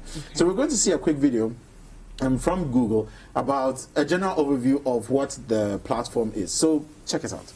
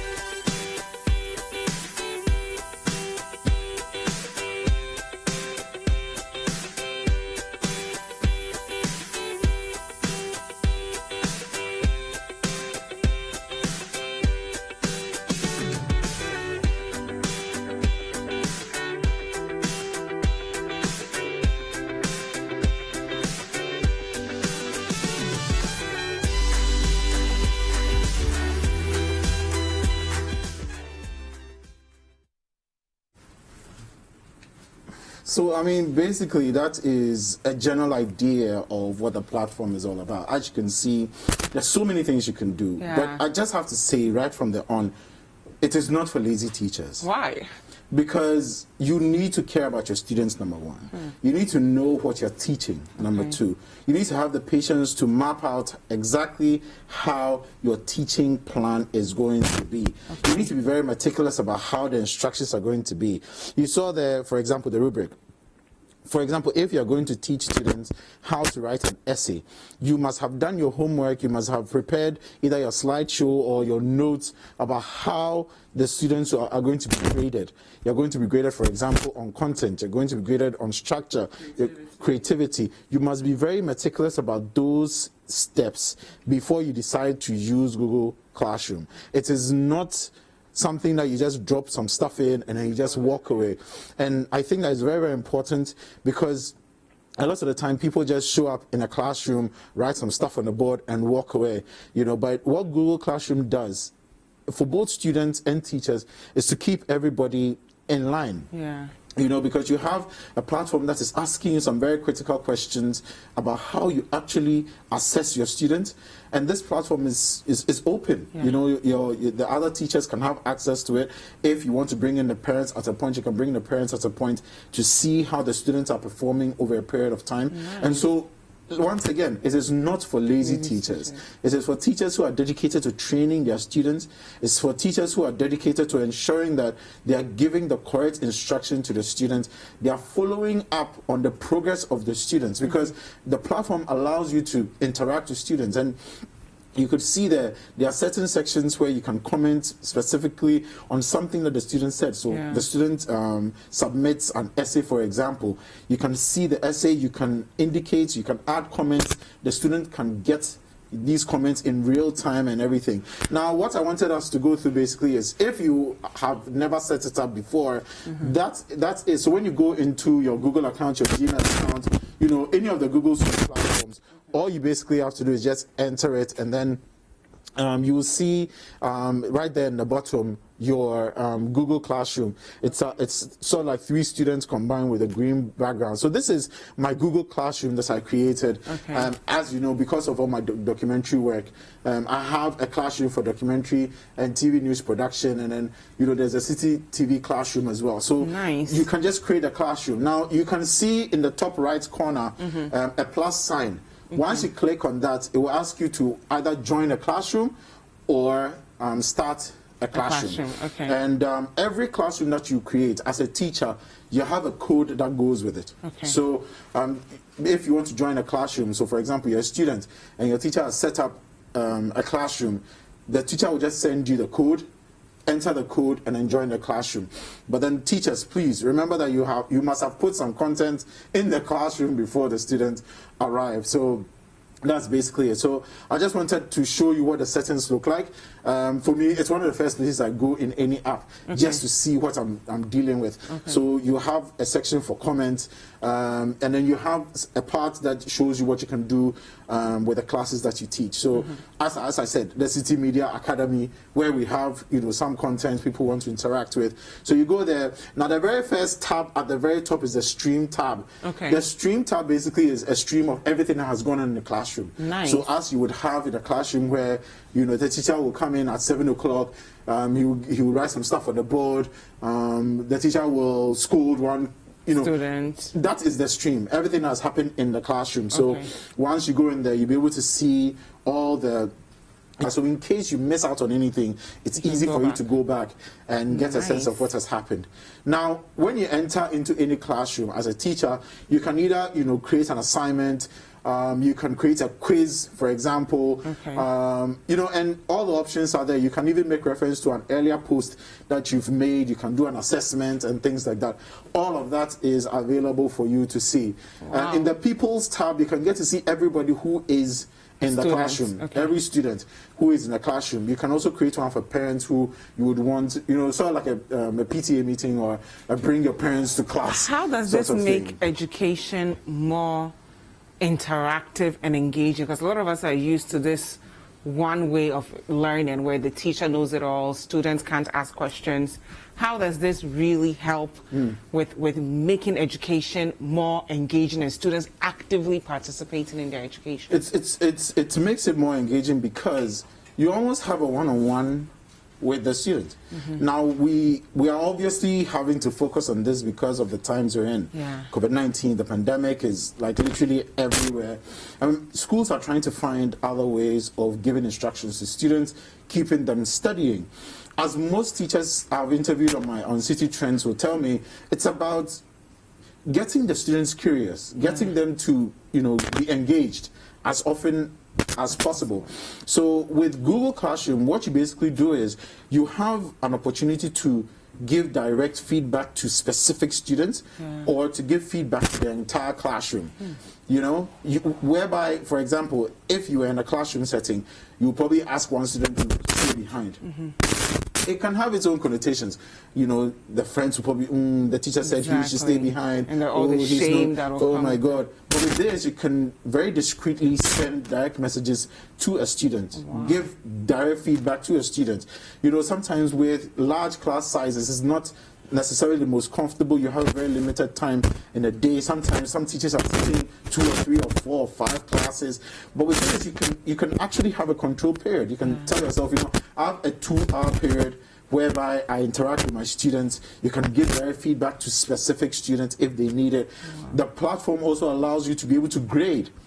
So based on the performance of the assignment that has been submitted, you can basically see on the side and break it down. And we show that you can see what you're going to be grading the students on. Nice. And that's why the rubric is important. Because if you set out and clearly make it very visible for all students that, listen, this assignment, I'm going to grade you on content, I'm going to grade you on structure, I'm going to grade you on creativity, whichever one it is. Every student knows exactly what's expected of them. And the feedback is literally instant. So based on all of these, you can clearly see that the approach to even education is very, very different. And that's what I'm saying. It is not for lazy students, for lazy teachers, because it means that for a lot of teachers, you are going to have to step out of your comfort zone of the usual way you do things. If this is how you typically teach, great for you.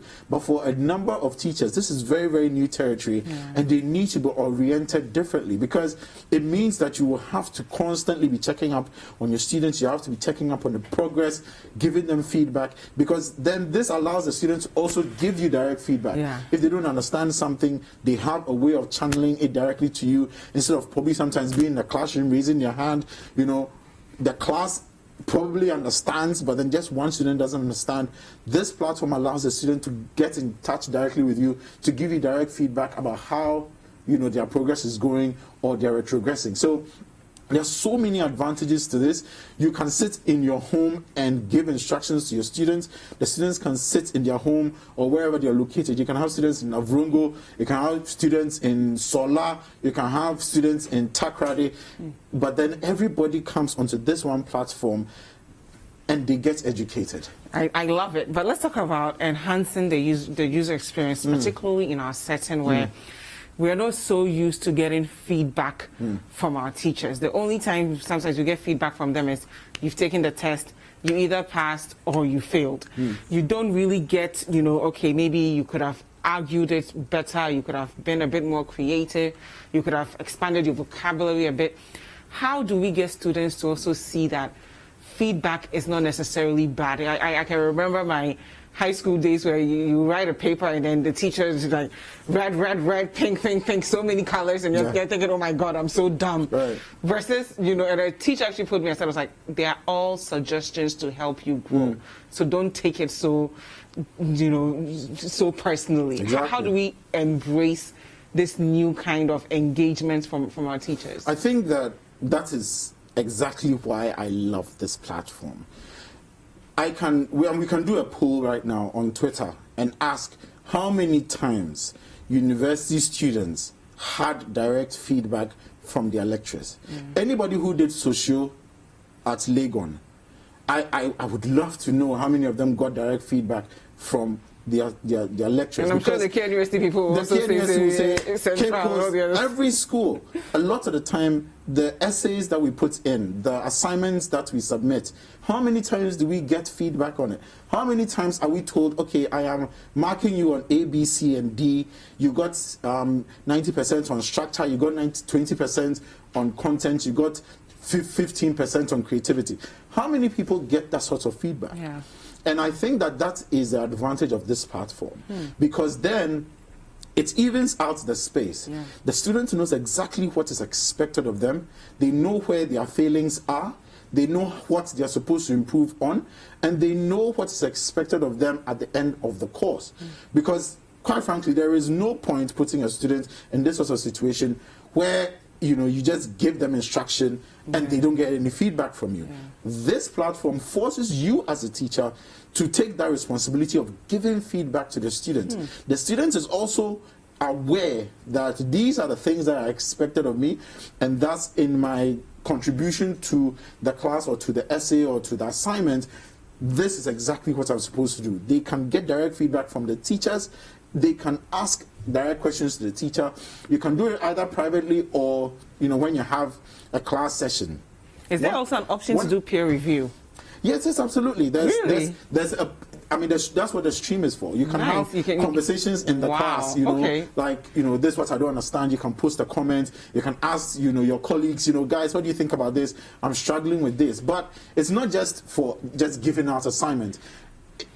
The stream is the place where a lot of the in-class conversations happen. It will not necessarily be as you would have it in an ordinary one-on-one or in-person conversation, but at least there's a platform created. Now, one of the things that Google has been doing over the course of the last couple of weeks is integrating Google Meet into all their platforms.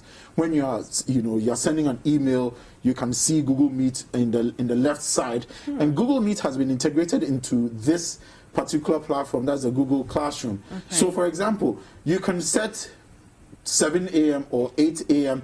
every Wednesday morning to have a Google Meet where all the members of the class come onto one platform, one video conferencing call, and then we can have a classroom. So if you don't want to necessarily do it on the stream section, you can set up a Google Meet.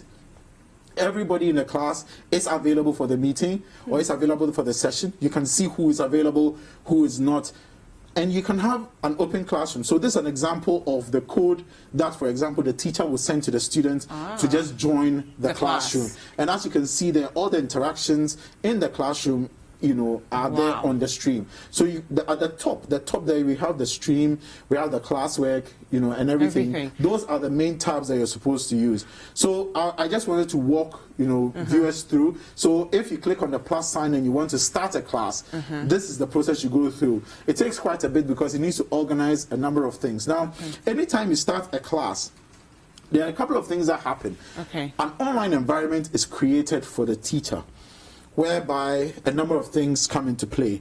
A Google Calendar is automatically created for every member of the class, such that if, for example, I set a Google Meet, you get the notification directly in your Google Calendar, so that there is literally no excuse to not show up. At least you've been notified.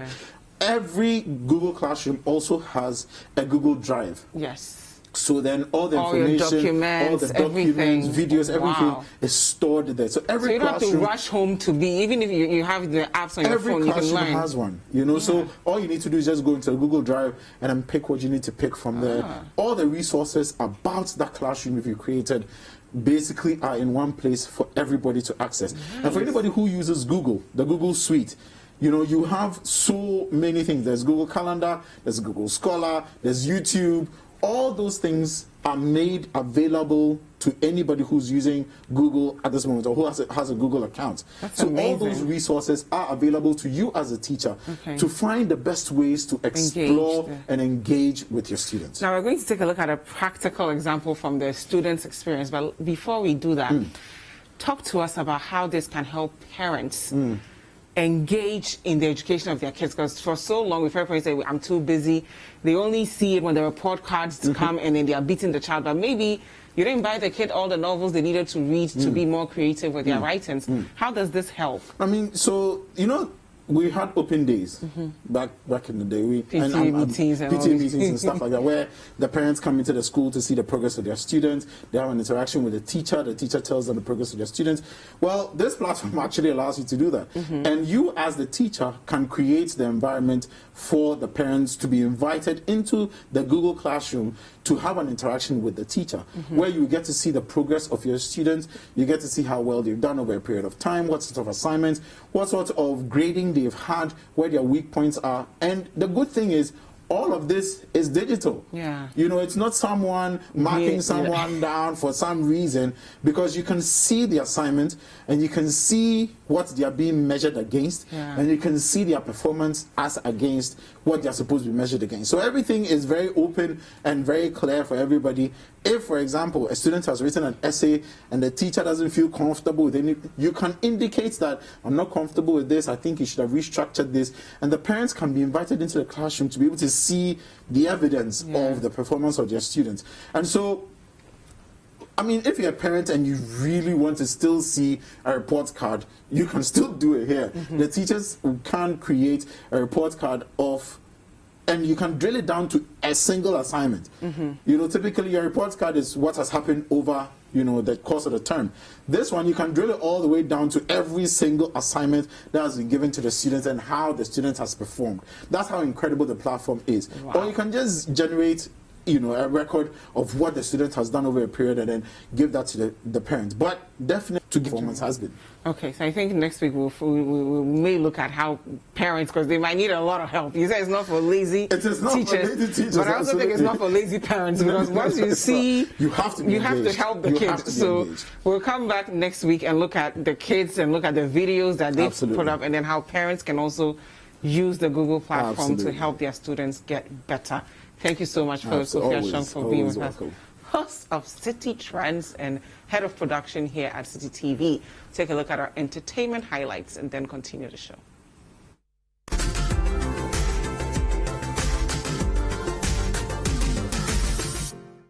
Welcome to Entertainment Highlights on Breakfast Daily. My name is Ato Kwamina. Medical has finally responded to the This Lines rapper Eno directed at him in her Arguments Done song. In a tweet, Medical revealed that he once featured Eno on a song for free and never expected her to spew any words of disrespect about him in any way. 4 years ago, Eno linked up for a feature, gave her a verse and pulled up to shoot the video when called without charging a penny. Never expected her to disrespect me in any way, especially when I haven't wronged you. This is why people don't do good sometimes, I guess, he tweeted. Eno, in Argument Done, had described Medical as the man who meddles in women's affairs and also the ghostwriter of Sister Ife's rap songs.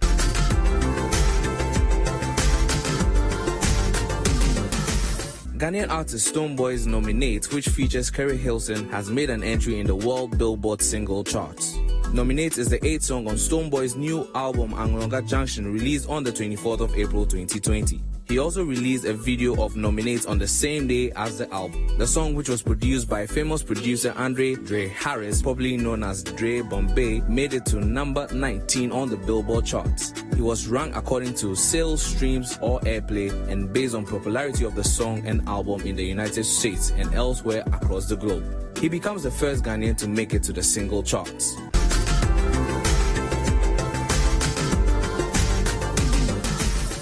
Actress Tonto Dike has celebrated the nurse who helped save her son's life during childbirth. The filmmaker took to social media to appreciate the medical personnel who helped her during her delivery of her son, King Andre. Tonto Dike noted that she hadn't celebrated those who helped her during her childbirth enough. She praised one of the nurses identified as Mayo for her great help. She thanked the nurse for saving her boy's life and the lives of other children. Tonto Dike also appreciated all medical staff who helped during her childbirth. And that will be all for entertainment highlights on Breakfast Day. My name is Ato.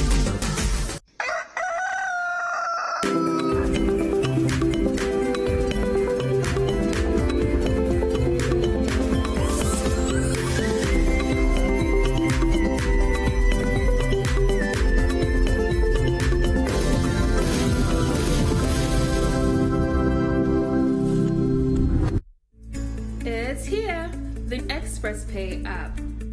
More social, more power, more services. Experience a cooler way of payments with exciting new features. Want to go social? Upload a cool image to add a personal feel to your account. Payments are even more seamless with an enhanced process. Mark some accounts as favorites so they are super easy to access. Even cooler, view payment due dates and check remaining balances for your favorite accounts. Want to repeat a payment? Do that right from the History tab.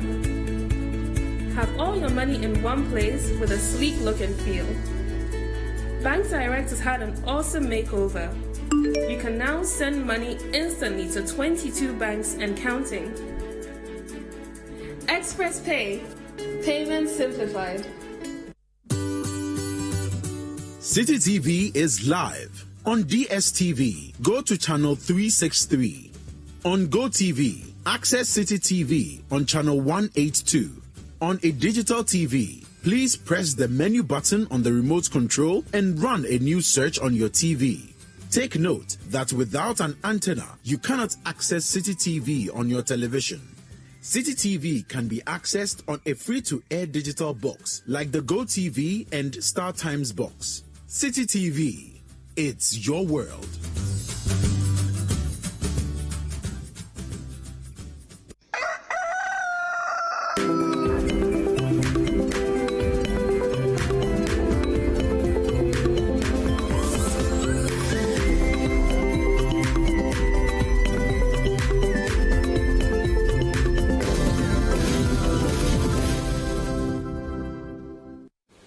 All right, welcome back. It's time for us to have a conversation with our favorite doctor, Dr. Kelvin Owusu. And I did mention earlier at the end of the news review that we're going to do a Zoom a conversation with him. But he's here in studio. I can't hold my excitement. We're going to be talking to this morning about living with allergies and asthma. Good morning, Dr. Kelvin Owusu. Good morning. It's good to be here. Yeah. What brought you out? Well, I mean, yes, there's coronavirus out there, but I think we have to also, try as much as possible to, keep the precautions, but also try to live our life as much as possible. Normally as possible, yeah. I decided to come out today. That's good to see. Well, it's good to have you here. It's good to have you here. It's good to be here. So let's dive straight into it. Asthma and allergies. What's the correlation? And help us to understand. Okay, so generally speaking, asthma is actually a kind of allergy, or rather, it's one of the body's how do I put it, allergic response, and so if it follows a particular pattern, if it follows a certain criteria, then we call it asthma. Okay. So asthma can actually be called an allergic reaction in the broad sense of the word of allergies. So that's the connection. Okay. How does asthma show itself? So asthma, so first of all, it's a spectrum. Some people can have asthma and never even be aware of it, because the symptoms are so mild. It comes on once in a long while, so they never really seek treatment, so they never get diagnosed. While there are others who literally cannot take 2 steps without having an asthma exacerbation. So it's a wide spectrum. But ultimately, it's an upper respiratory, or it's a chest respiratory situation. It's a respiratory reaction, to triggers, and there are several triggers in the atmosphere. In our specific setting, you can have things like dust. You can have pollen. Pollen is from plants, trees, flowers. Yes, pollen. Some people, certain foods like rice. For some people, there are so many scents. Certain scents can trigger their asthma attack. So there are so many things that can trigger an attack. The thing is that once you're asthmatic, or once you're diagnosed as being an asthmatic patient, it's good to observe your surroundings and know what your triggers are. But usually it could begin with difficulty breathing. You could have chest tightness. You could cough. So those are some of the symptoms. And oftentimes the symptoms are worse at night. Okay. How come? Well, it's because so for one thing, let's use dust or pollen. Okay. as you go through the day, you realize that you've laid your bed probably. The dust settles on your pillows, settles on the bed. Okay. Now you go and lie on the bed, you are asleep. You have a long contact with the triggers, and so that's one of the possibilities. That's why asthma symptoms are sort of worse at night, and then get better as the day proceeds. Of course, some people too, their trigger is exercise. So you realize that for a long time, asthmatics have been, how do I put it, have been prevented from engaging in sporting activities. I mean, if you're a parent and your child is asthmatic, every time the child goes to play, you are so worried, and so eventually you prevent the child from playing. But this shouldn't be the case, because in fact, we have a lot of popular footballers, popular sportsmen who are actually asthmatic. And so it gives us the impression, or gives us the information that you can be asthmatic and still live a normal life. Yes. All right. So, viewers, as you're watching, kindly send us any questions that you may have regarding either asthma or allergies. It's a thing that we all have to live with, and it's very challenging. Sometimes people are born with different things. Sometimes you find that as you grow in life, then there's an onset of some kind of condition. I'm going to ask Doctor to explain to us why this is the case, because, I mean, my life is nice and dandy, I don't want to be experiencing anything. If I'm born without it, why should it come later in life? So help us to understand why some of these things do happen. Okay, so for a lot of people, in fact, for majority of people, asthma is a childhood disease. And as you grow older, it actually gets better, and kind of, for a lot of people, it disappears by itself. You don't even need treatment or anything, it just goes away. I see. Yes, I mean, that's the normal, should I say, natural history of the disease. It's severe in childhood, it gets better, by adulthood it's no more. However, some people, it's the reverse. It's not a huge number, but those people are also there, where they don't have asthma, or they think they don't have asthma in childhood, and then as they grow older, they start developing the symptoms.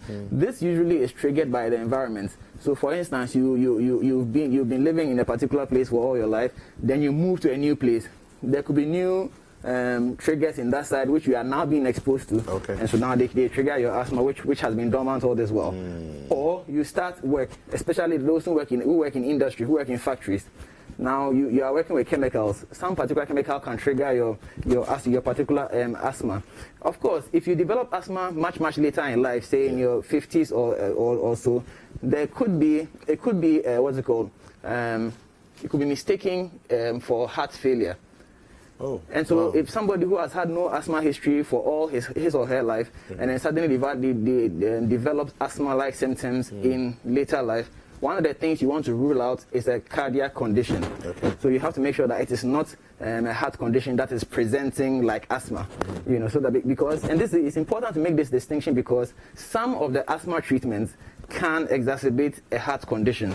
So if we don't clearly define what exactly we are dealing with, then you could end up complicating the issues by giving the wrong medication. So it's not the fact that somebody has shortness of breath and is coughing doesn't always mean that he or she has asthma, especially if it's an older person. You have to be very, very careful. Let's talk about allergic reactions.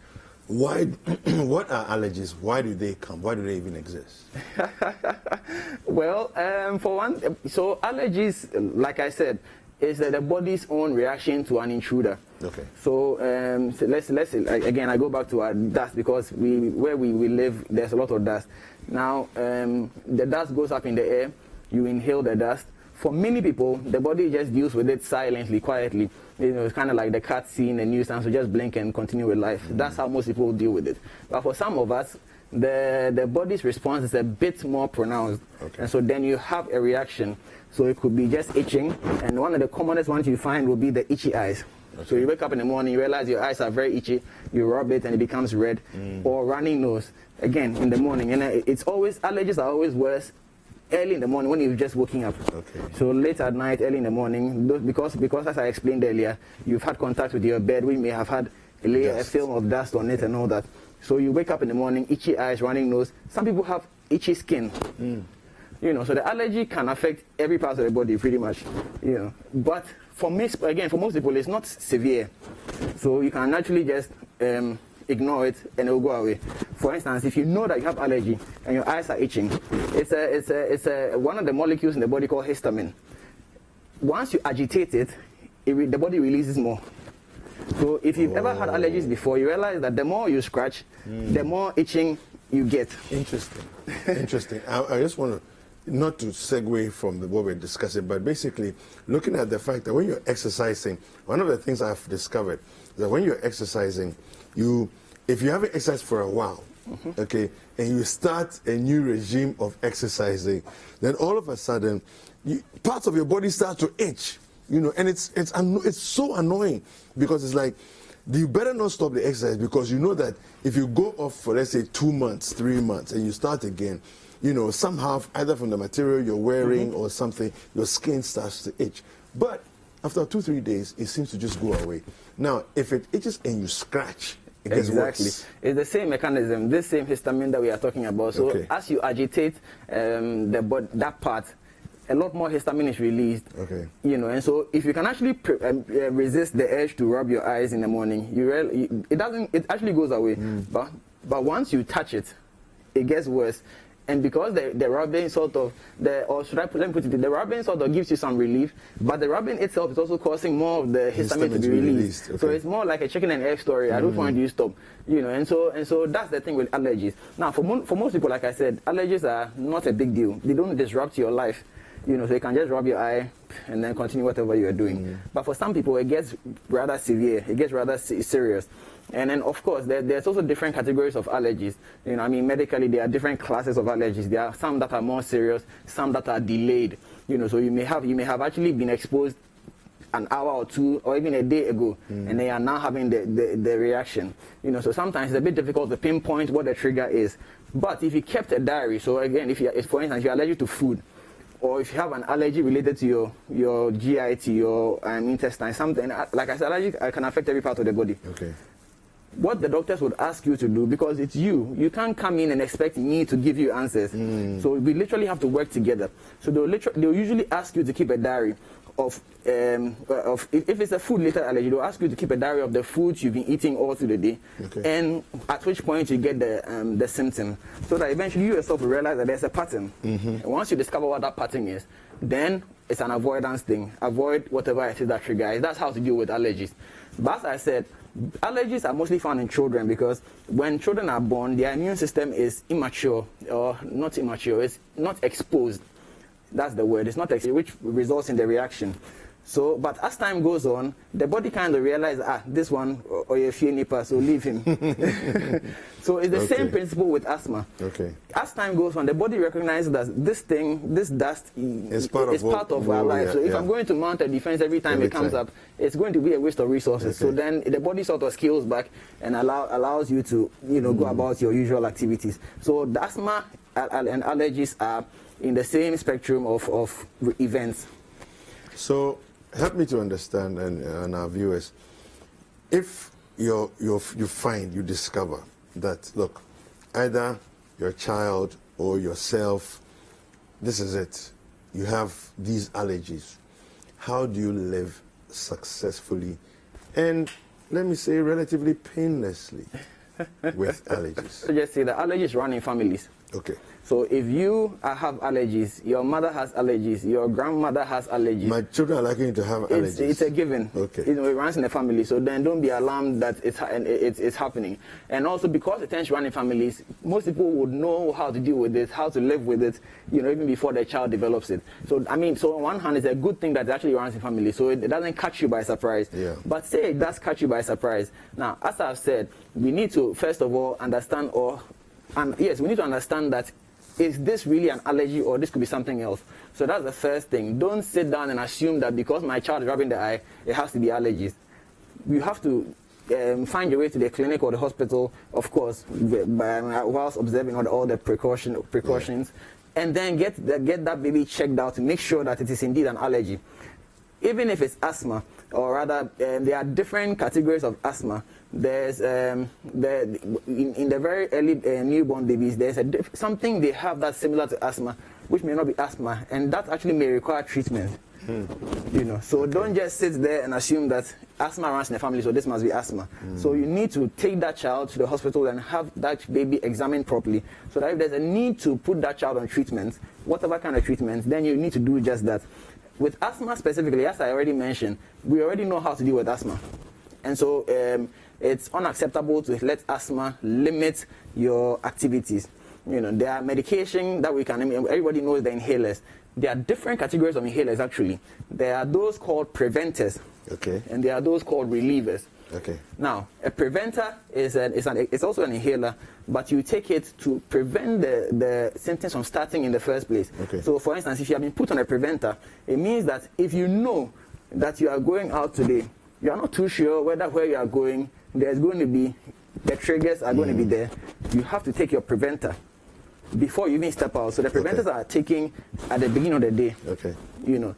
Then you must always have the reliever on hand, so that if you sense, and again, if you're asthmatic, you always know that I'm about to have an attack. Something's about to come, yeah. Okay. So if you sense that there's an attack about to start, then you use the reliever. Or if the attack does start, you need to use the reliever as often as possible to reduce the severity and probably cut it out. Okay. How would you know that what you're getting is a reliever or a preventer? So, I mean, the doctors will usually tell you. Okay. And of course, you cannot, now we are in information, you can also read about it. But the common ones, like Ventolin, is a preventer. It's a reliever. And then there's Seretide, which is a preventer. So they'll tell the preventers that are usually taken regularly. So you take it one in the morning, one in the evening. Or there's usually a routine. But then the other ones are used, we call it PRN, as and when. Okay. You know, so as and when they are needed, you use it, a couple of puffs to keep you going. So for instance, if you're a sportsman and you're about to step into the game, you'd use the reliever, actually, before you even get into the game. How come? Because you want the broncho, what they call it, the windpipes. Yes. I was going to use some medical terms. The bronchi, yeah? Bro, let's go with it. Exactly. You want them to be as open as possible, because you're going to run. You need a lot of air going in and air coming out. Yeah. So you don't even want the constrictions to start, because asthma is all about bronchoconstriction and bronchospasm and a lot of secretions and so on. Yeah. So we have a question from one of our viewers here. Let me just quickly read that to you. It's coming from Twitter. Can I say I'm allergic to water? Because whenever water falls on my skin, it starts to itch. Not to talk about taking a bath. And my late dad also experienced the same. Is it genetic? #Breakfast Daily.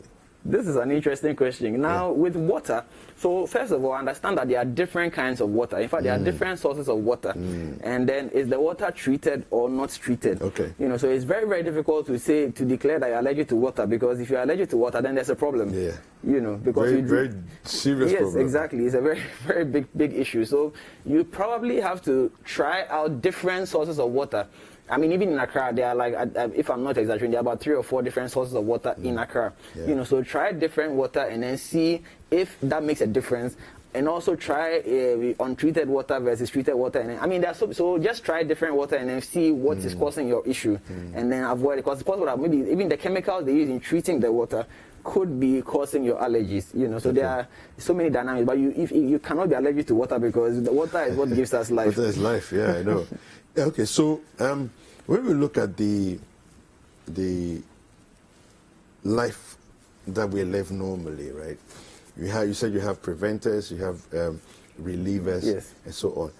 Can somebody, through the process of medication or surgery, be completely rid of allergies? So the straightforward answer is no. There's no cure for allergies. Allergies, or the body will take care of the allergies eventually. So we grow out of allergies. Okay. That's the whole thing. We grow out of allergies. However, there are processes that we can do to how do I call it, to remove the body's response to that allergy. So, for instance, if we know, and this has to be done with strict precaution, okay, yes, because allergies can actually progress to actually cause you to stop breathing. Yes. Oh wow. Oh yes. That dangerous. That can be very serious. Angioedema and other what's it called, bronchospasm. All those are consequences of allergies. So that's why I'm a bit careful with what I was about to say. I have to actually make that clear. But we can actually challenge the body to mount defense so many times that the body gets used to the thing and then stops. Okay. You know, and we do that every now and then, especially if the allergies are severe and it's preventing you from living your normal life. They can actually go through processes where we actually challenge your body, like I said, with precaution. challenge your body several times so that it will. All we are trying to mimic is, like I said, because you're going to your body is going to eventually get tired of fighting against the same thing. It's going to now pull back. So we are trying to give the body a shock. Okay. By introducing the allergen as often as possible under restricted conditions, so that eventually it will get tired and say, okay, it's okay, I don't want to deal with this allergy anymore. Okay. But that is not a medicine that you are being given. That is a process that you are taking through to challenge your body several times. And so in terms of medication and treatment, there's really no medication, surgical or whatever treatment that will take away allergies. No, you grow out of it. That is how it is. So it sounds almost like training a dog. Exactly. So exactly. you're just training your body to sort of act in a certain way, and it's like, now you know what, this is going to be normal, regular part of our life, so get used to it. That's all. Okay. But there's a link between allergies and the weather. Every time there's a change of weather, allergies also go up. So when the weather changes from, say, the Hamatan... Is that a global phenomenon? Yes, actually. Okay. But in our setting, we have only two. So it's even in the global setting, allergies sort of get worse during the spring and also during the autumn. Okay. Because in spring the flowers begin to blossom, which means pollen starts going up. In autumn they start falling again, and because they are dry, they fragment, and then it starts going in the air again. There's a lot of dust and all that. Temperature can also trigger asthma. Okay. So when there's a drop in temperature like in winter, or an increase in temperature like summer, it can trigger some allergies and all that. In our setting, we have Hamatan and we have the rainy season. Whenever it's about to rain, whenever it finishes raining, allergies go up. Okay. Because when the rain hits the floor, the ground, things go up. When the wind blows, pollen is released. So every time there's a change in weather, it causes allergies to also go up. So that's something to keep at the back of your mind at all times. That's a very interesting way. All right, so I think we've pretty much, let me see if we have any more messages. Looks like we don't, but yeah, that was fantastic. I like that. The issue of water, just to round up for us as we close the segment, if you find that you itch with water, and you have only access to one source of water, what can you do? Can you add things to your water? Can you try different soaps? I mean, because if you say you're bathing, maybe it's not the water, maybe it's the soap. That's actually where I was going to start from. Okay. So maybe it's not even the water at all. So try different soaps first, and then let's see. If you try the soaps and that's not helping, and you don't have another source of water, your best bet would be to visit the hospital and see either a dermatologist or a general practitioner, and then explain your situation to him or her. There are some medication that you can take to reduce the severity of your symptoms. That is if nothing else is working for you. There are medications you can take to reduce your symptoms and at least have a bearable situation at hand. Okay, so here's the last question. So one viewer is asking, can a couple both with asthma give birth to a child without asthma? It's possible. It's possible. It's possible to give birth to a child without asthma. And it's not magic? It's not magic. Okay, explain. But most likely the child will have asthma. Oh, wow. Most likely, but it's also it's possible that the child will not have asthma, but most likely the child will.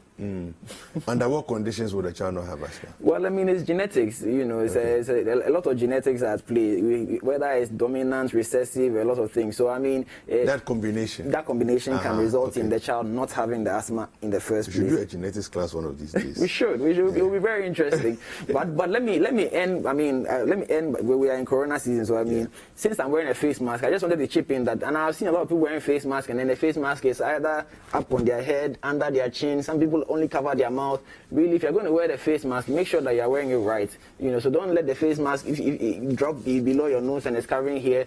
It's useless.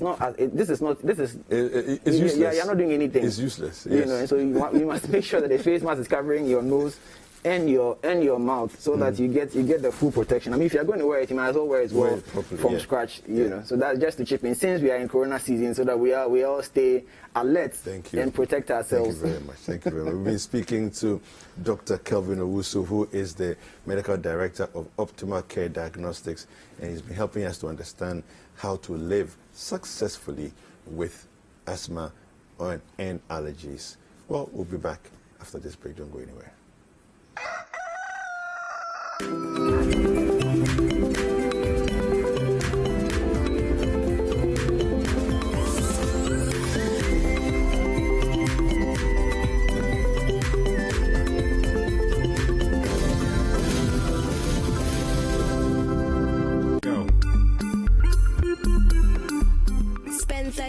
minutes every weekday, catching up with all the trending social media conversations of the day.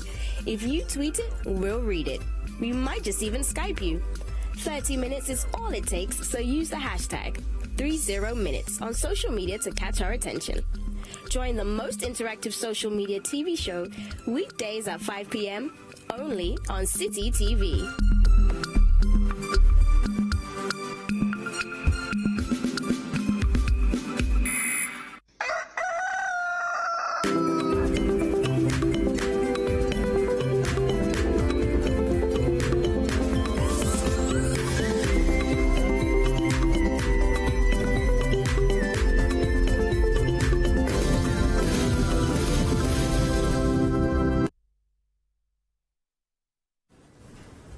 Welcome back. It's Breakfast Daily on City TV. Thank you guys so much for staying with us. Yeah, it's been a good show. I've enjoyed myself thoroughly.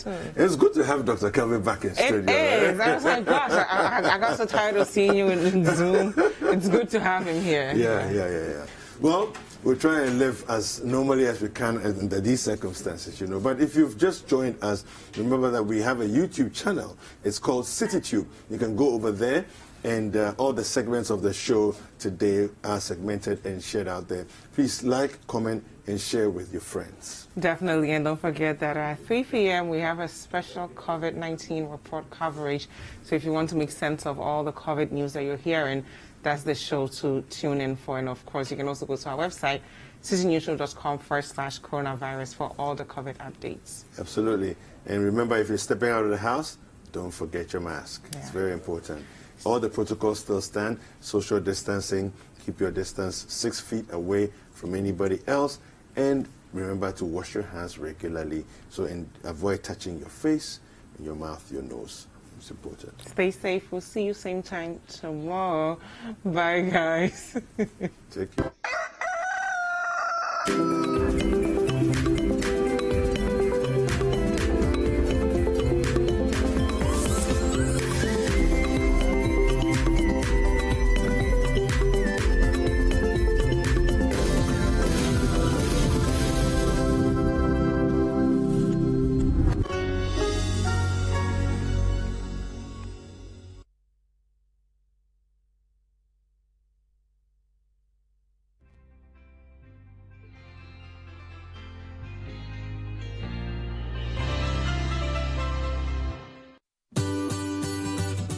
City TV is live on DSTV. Go to channel 363.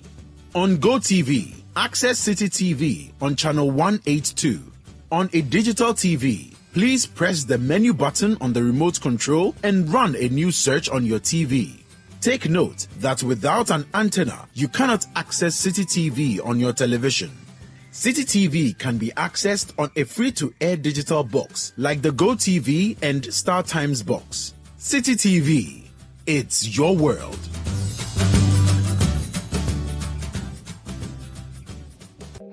This is Fact Finder from the BBC.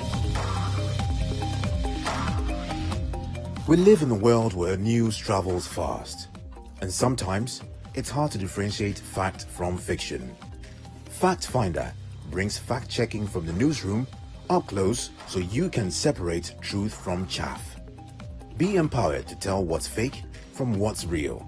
Watch Fact Finder by the BBC on City TV every Wednesday at 6 p.m.